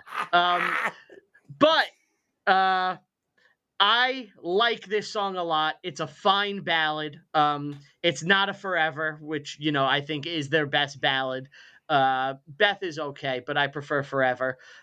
It's fine. It's a ballad. I'm not going to judge it too harshly compared to my preference for Kiss, which is something more rocking. But I think it's a good enough ballad. It comes on. I'm like, okay, let's move on to the next thing. That's it. It's solid. Do we think that Tears Are Falling is a ballad? No way. No, I don't think that's a ballad. Total rocker. That's a kick-ass rock song. Okay, just checking. And kick-ass video. We're getting close, people. Track number 10, Paralyzed. I'm basically paralyzed at this point. The song sounds like every other fucking song on the album, Lisa. You said it 2 songs ago. Took me till now to get it in my notes, but repetitive lyrics, boring chorus, set up by a super lame bridge. The arrangement goes nowhere. It has 0 hook. I fucking hate this song. I can't wait till this is over along with this podcast. Dave. Oh man, juicy bass slide from Gene. Here we go. He's back on this album.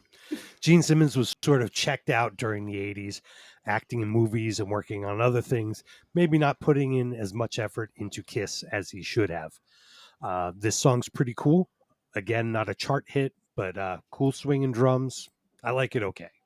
Lisa. Oh God. Screaming guitar opening, not horrible. And then the thing that I did actually like in the song, and I think you guys taught me the word last time or the time before, when the guitarist plays throughout the song, and it's not really solos but licks. Is that the Yeah, word for it? yeah, Little lick. Sure. Okay, sure. I like that now, and I kind of heard that in here. That's as far as it went. The lyrics, all right. So the idea behind the lyrics is very gothy, right?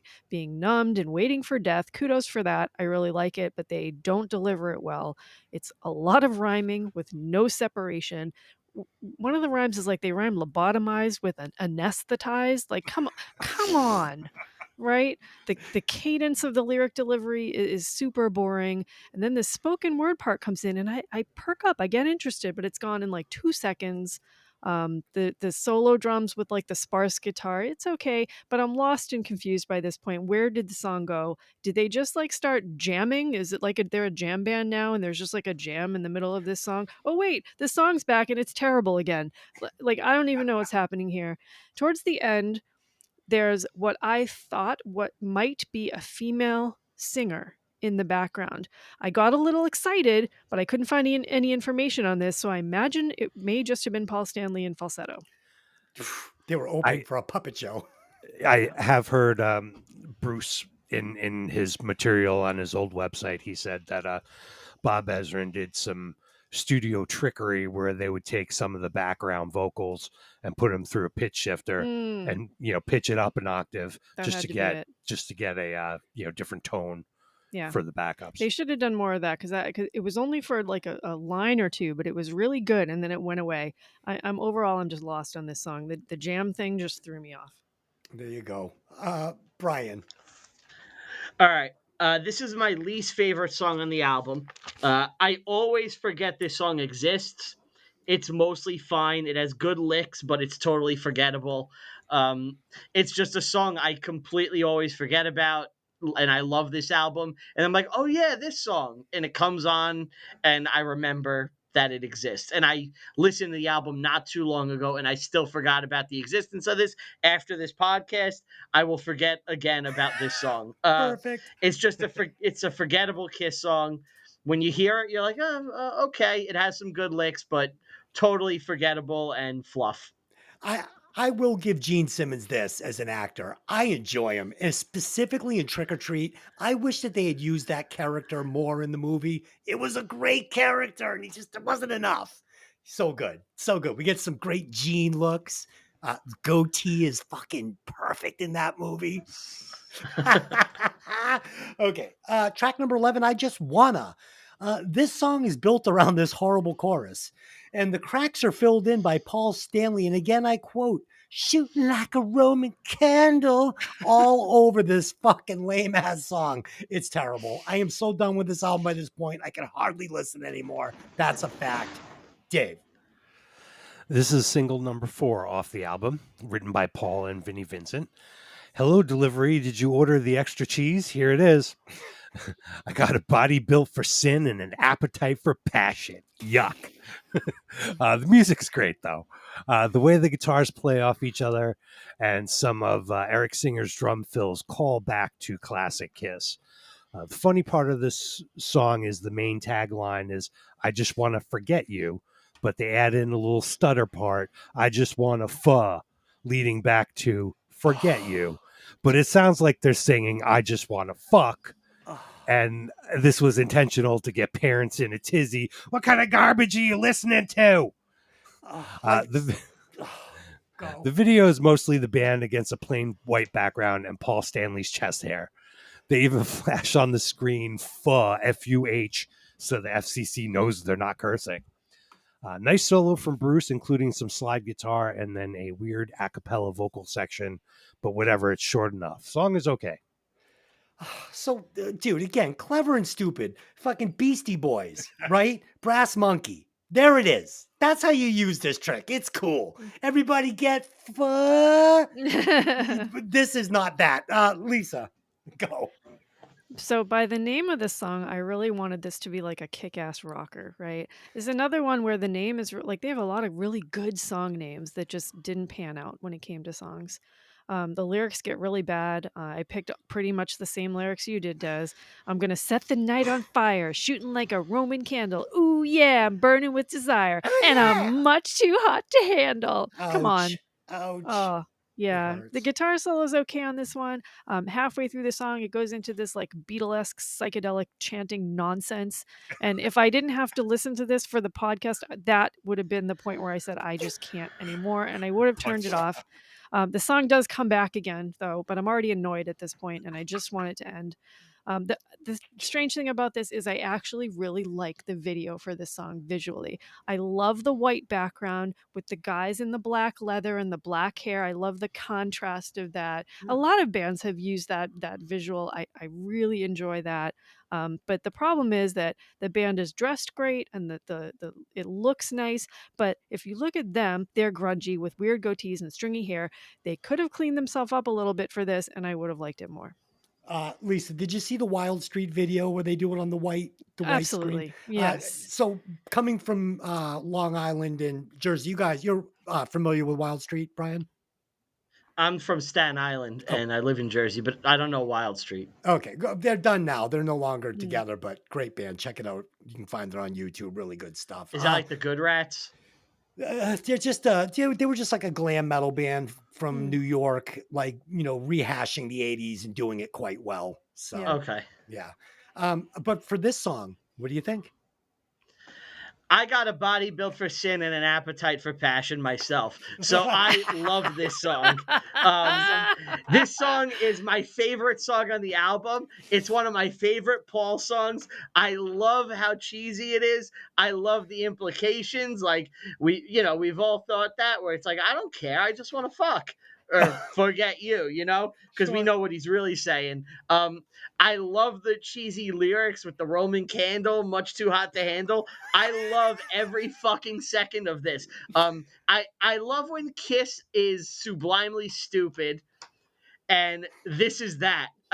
It's base level. It's not trying to do anything more than what they're saying.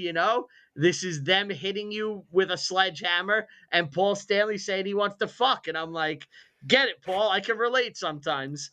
So. Perfect. I love it. Oh God, Jesus! I still masturbate to pictures of my wife. All right. I don't know if you don't need to know that. That's fine. So last song, do you guys want to break it down, or can we just all agree that it is a wonky ending to this album? I mean, do we need to talk about it? No, we have. You guys want to talk about it? If Okay. that's what you think. I want to talk about it. Yeah. Okay, let's talk about it.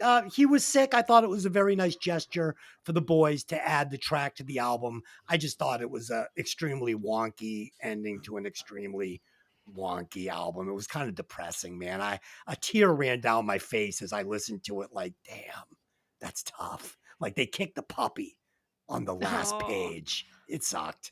I mean, it was great. The track itself was great and it felt wonderful, but just knowing why it was there and how it arrived there, it was depressing, kind of like this podcast. Dave, what did you think of it? Well, the song started out as a 1981 Kiss demo titled Heaven off Music from the Elder. It was an instrumental recording with Eric Carr, Ace Frehley, and producer Bob Ezrin on bass. The song was actually rewritten with new lyrics by Ace Frehley and Richie Scarlett and became Breakout on the Frehley's Comet 1987 debut album. The original demo was later edited into this, Car Jam 1981, with Bruce Kulick playing guitar and bass. It's a little sketchy to me that Paul and Gene couldn't be bothered to play rhythm guitar and bass on this track for their fallen brother. What's the deal? Some sources claim Paul played rhythm guitar, but who knows? Let's see. I just didn't get it. The track sounds great, especially for an old demo. According to Bruce, the guitars were recorded right after Eric's funeral. Eric Carr was always a monster drummer, and his skills are in full display here. This is mostly a drum solo with a little John Bonham inspiration. Great tribute to the man, but I wonder how many non-musicians are listening to this or just unfortunately skipping over it. Well, now I see why you guys wanted to talk about the track. Like, Lisa, talk about it. What do you got? Wow. Geez, that was kind of harsh. What? Um, I didn't mean it to be harsh. I just meant that, like, if I'm you a know, if people, non-musician and I'm listening to it. Sure. right, but you are a musician. Yeah. Synth doesn't count according to you guys. No, so. you're what? You're a musician? Yeah. You're a piano player, synth player. You got your shit together. All right, so I understand that this was added to the album as a tribute, but I am a sucker for a good drum solo, especially during a live show. I know a lot of people maybe don't like that. I really love that, and I did love hearing this. I liked hearing how it was really underproduced, like there wasn't a lot of mess over the top of it. You could really hear his playing, and the guitar, which obviously was dubbed over Ace Frehley's original guitar work, was really the hero here because it needed to tell a story. There was nothing else in there. There was no vocals, there was no lyrics, there was no story. The guitar needed to tell a story, and it did. And it really kind of like led into that just pure drum section. I almost felt like this was like a private drum solo just for me, and I wish it was longer. Nice. Wow. Right. Very A+ on the report, Brian. What do you got? Holy shit, man. I almost missed all of this. I like this song a lot. Breakout does it way, way better on Frehley's Comet. It's a much better song overall, but as a tribute to Eric Carr, maybe one of the most underrated drummers who ever lived, because how many drummers were in a band that long with that many platinum albums that never got their due? Rolling Stone didn't even cover his death with a blurb. You could see that Paul Stanley wrote them a letter chastising them for not even mentioning it, which is so disrespectful to completely erase the guy like that. And I think giving him this as kind of a gesture and showing his skills one last time. And he was the linchpin of the band and beloved by Paul and Gene for so long. Like, you almost never hear them say a bad word about him as a person or a personality clash. Other than him being a little short guy, he was like a little brother to them. But it's a great capper to the album. Bruce Kulick is doing a lot of heavy lifting here, helping, and it's a final farewell to Eric Carr and capping this era of the band. I think it's almost a cap to the non-makeup era. Like they have one kind of fake non-makeup release left, but this is really kind of the end of that era where Eric Carr was such a large part. Nicely done, boys. Can we all just agree it sucked? You're all like, no, we can't. So call it out. Okay, good. You all make amazing points. My memory will always just be him in I Love It Loud. Great song, great Eric Carr. That's where it lies for me. So there it is. Eric Carr, rest in peace. I Like It Loud too.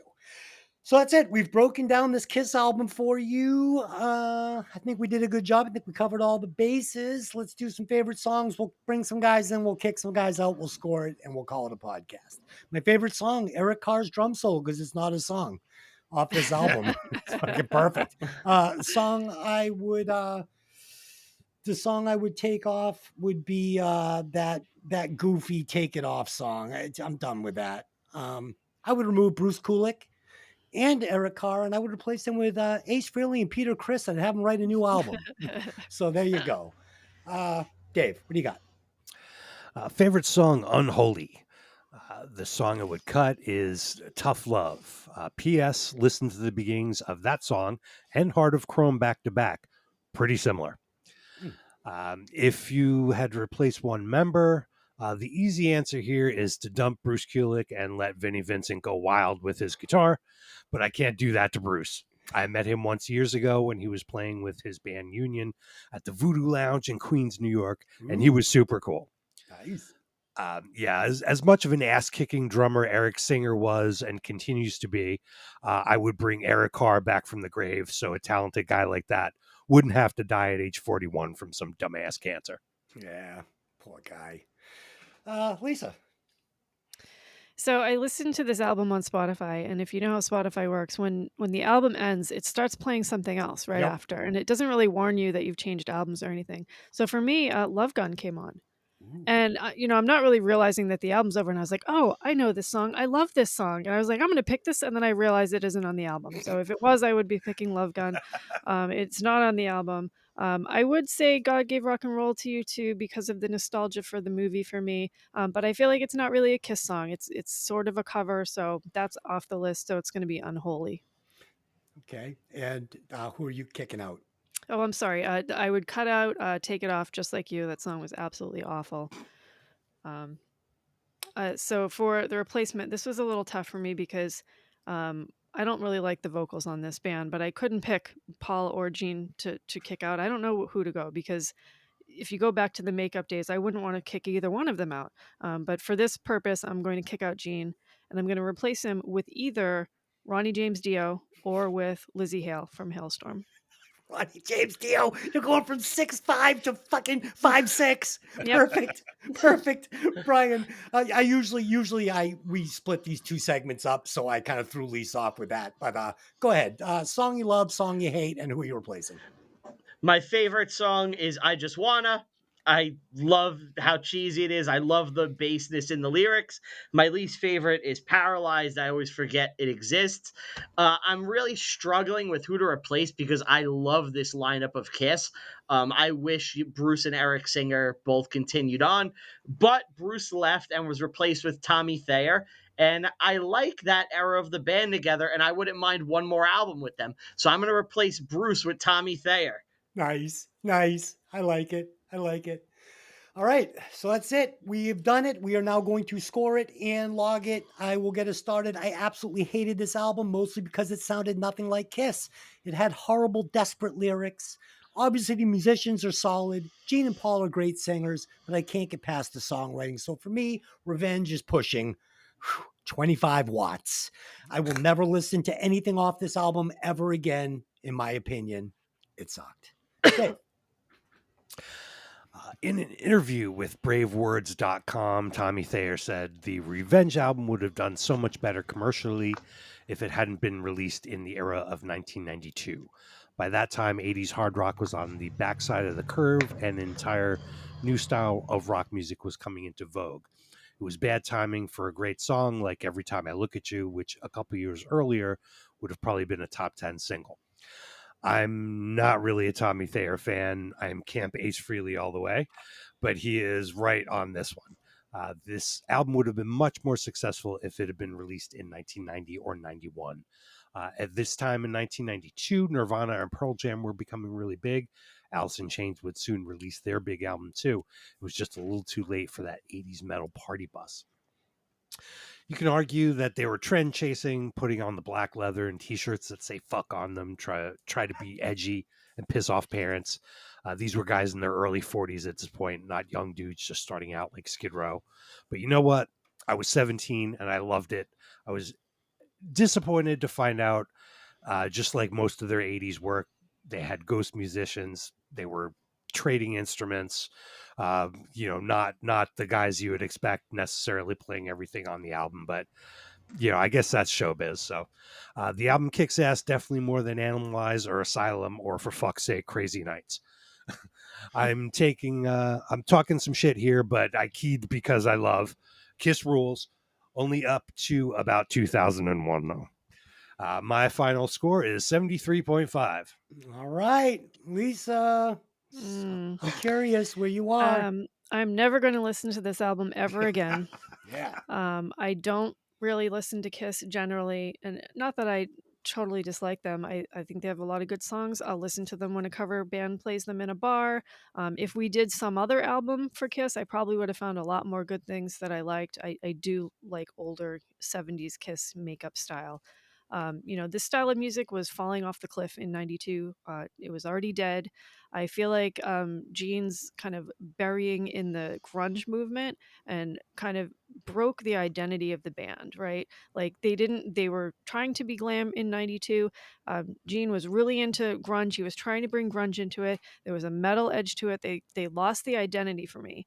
I feel like if they had gone the route of like a harder traditional metal, like Pantera, like Faith No More, like Static X, that the album would have been better and it would have been more cohesive for me. It didn't play well for me. I don't remember much about it, despite the fact having seen Kiss live many, many times. Um, my score is specific to this album. I just want to make that statement. I have a lot of respect for Kiss as musicians, but I'm scoring this in a vacuum. I was going to, for humor's sake, give it a 37.37. Where's my Snooch. Snoogans. in a row? Thank you. But it didn't even hit that high, so I'm giving him a 30.7. Oh, Hey, no. get back here. Brian, I can't play. Yeah, dude, in a vacuum too. Me too. I want to say everything she just said. Yeah. Oh, Kiss. I love him. Brian, go ahead. Yep. In a vacuum, this is one of my favorite Kiss albums. It's top 5 for me. I love it. I love every second of the album, basically. It kicks ass for me. I think it's a hard rocker. I like this direction of the band. I like that they have this little attitude. I kind of like, I love Psycho Circus and that they put the makeup back on, but I wish we got one more album with them kind of going in this direction that wasn't Carnival of Souls, where they went full grunge, which is a completely wacky thing that they did. But I still love this album and I wish there was more of it. So I'm going to go 92.8. I love it. 92.8. And for the record, I think I gave Rock and Roll Over like a 98.7 or something. So I've gone balls deep on Kiss before. Okay. Lisa, please add up the scores. Tell us where this lands on the chart. Okay, on the Violent Vinyl album chart, Kiss 1992 album Revenge is at number 8, below Whitesnake's 1987 and above Fastway's Trick or Treat. Brian, just so you know, we had done like 60 shows. So we have a list with like 50 other bands on it. But when we moved over to this format, we decided to start fresh. So I'm not sure how it's going to work. If we're going to go back and do like Appetite and some of those ones we did. I think we're probably going to have to, right? All right. So that's it. It's been logged. Next week, I have the pick. So we will be discussing Skid Row's first album, Skid Row. I'm going to put an extra hour aside because Lisa literally knows fucking everything. Like after this, you will be well versed on Skid Row. Okay. I'm everything. so biased on this one. I don't know if you should allow me to play. So Okay, no, you're good. You're good. And on our sister podcast this week, we did A Clockwork Orange, and next week we will be doing Point Break. Yes. So there you go. I was just gonna say before we go, Brian, one more time, I want to hear about your podcast and the money going to St. Jude. So Thank you. So, my podcast is Reviewing History. It's a comedy history podcast. We watch movies based on true stories. We tell you what's real and fake in them, and we make jokes. It's a really fun time if you want to learn a little and laugh a lot. I love the show. I'm super proud of it. I recommend that. On Bandcamp, we have 2 Christmas albums up. One is dropping on Black Friday. That's the new one. Last year's is called This Ain't No Whack Christmas. Half of all the money from that will always go to St. Jude. The new one, the show needs the money for a bunch of hosting fees, so that one's going to us. But there is a bundle with both, and, we're going to honor the St. Jude one on the bundle. But the new album or podcast album, whatever you want to call it, it's 4 hours of podcasting, all comedy, Christmas-based stuff. It's called This Ain't No Whack. No, sorry, last year's was This Ain't No Whack Christmas. This year's is the Christmas Freak Off. The concept is we go to a Diddy party and we play a bunch of Christmas-based games, and it's a blast. I laughed so hard. I was crying when we recorded it. I can't recommend it enough. Go to bandcamp.com, follow Reviewing History, like, subscribe on YouTube, all that Reviewing History stuff. But the main thing is check out that Christmas podcast on Black Friday, Reviewing History, bandcamp.com. I want to thank you guys so much for having me and letting me talk Kiss. Oh, it was awesome. And for everybody out there, like I said, I have listened to episodes of his podcast. It's really fun. They're great guys. Belly laugh and good stuff. So get over there, check it out, like, subscribe, all the good stuff. We all do this stuff for the love of it. We do it for free for the most part. All we ask is that you show us a little love by liking it, sharing it with your friends, subscribing, which none of you do. I don't know why. It's fucking free. Just fucking do it. Subscribe. All right. I'm now yelling at the crowd from stage. You fucking cocksuckers. You never What are hit you, the shooting like gallery? button. All right. So that's it. Until next time, take the albums out of the sleeve and let the music breathe. See you next time.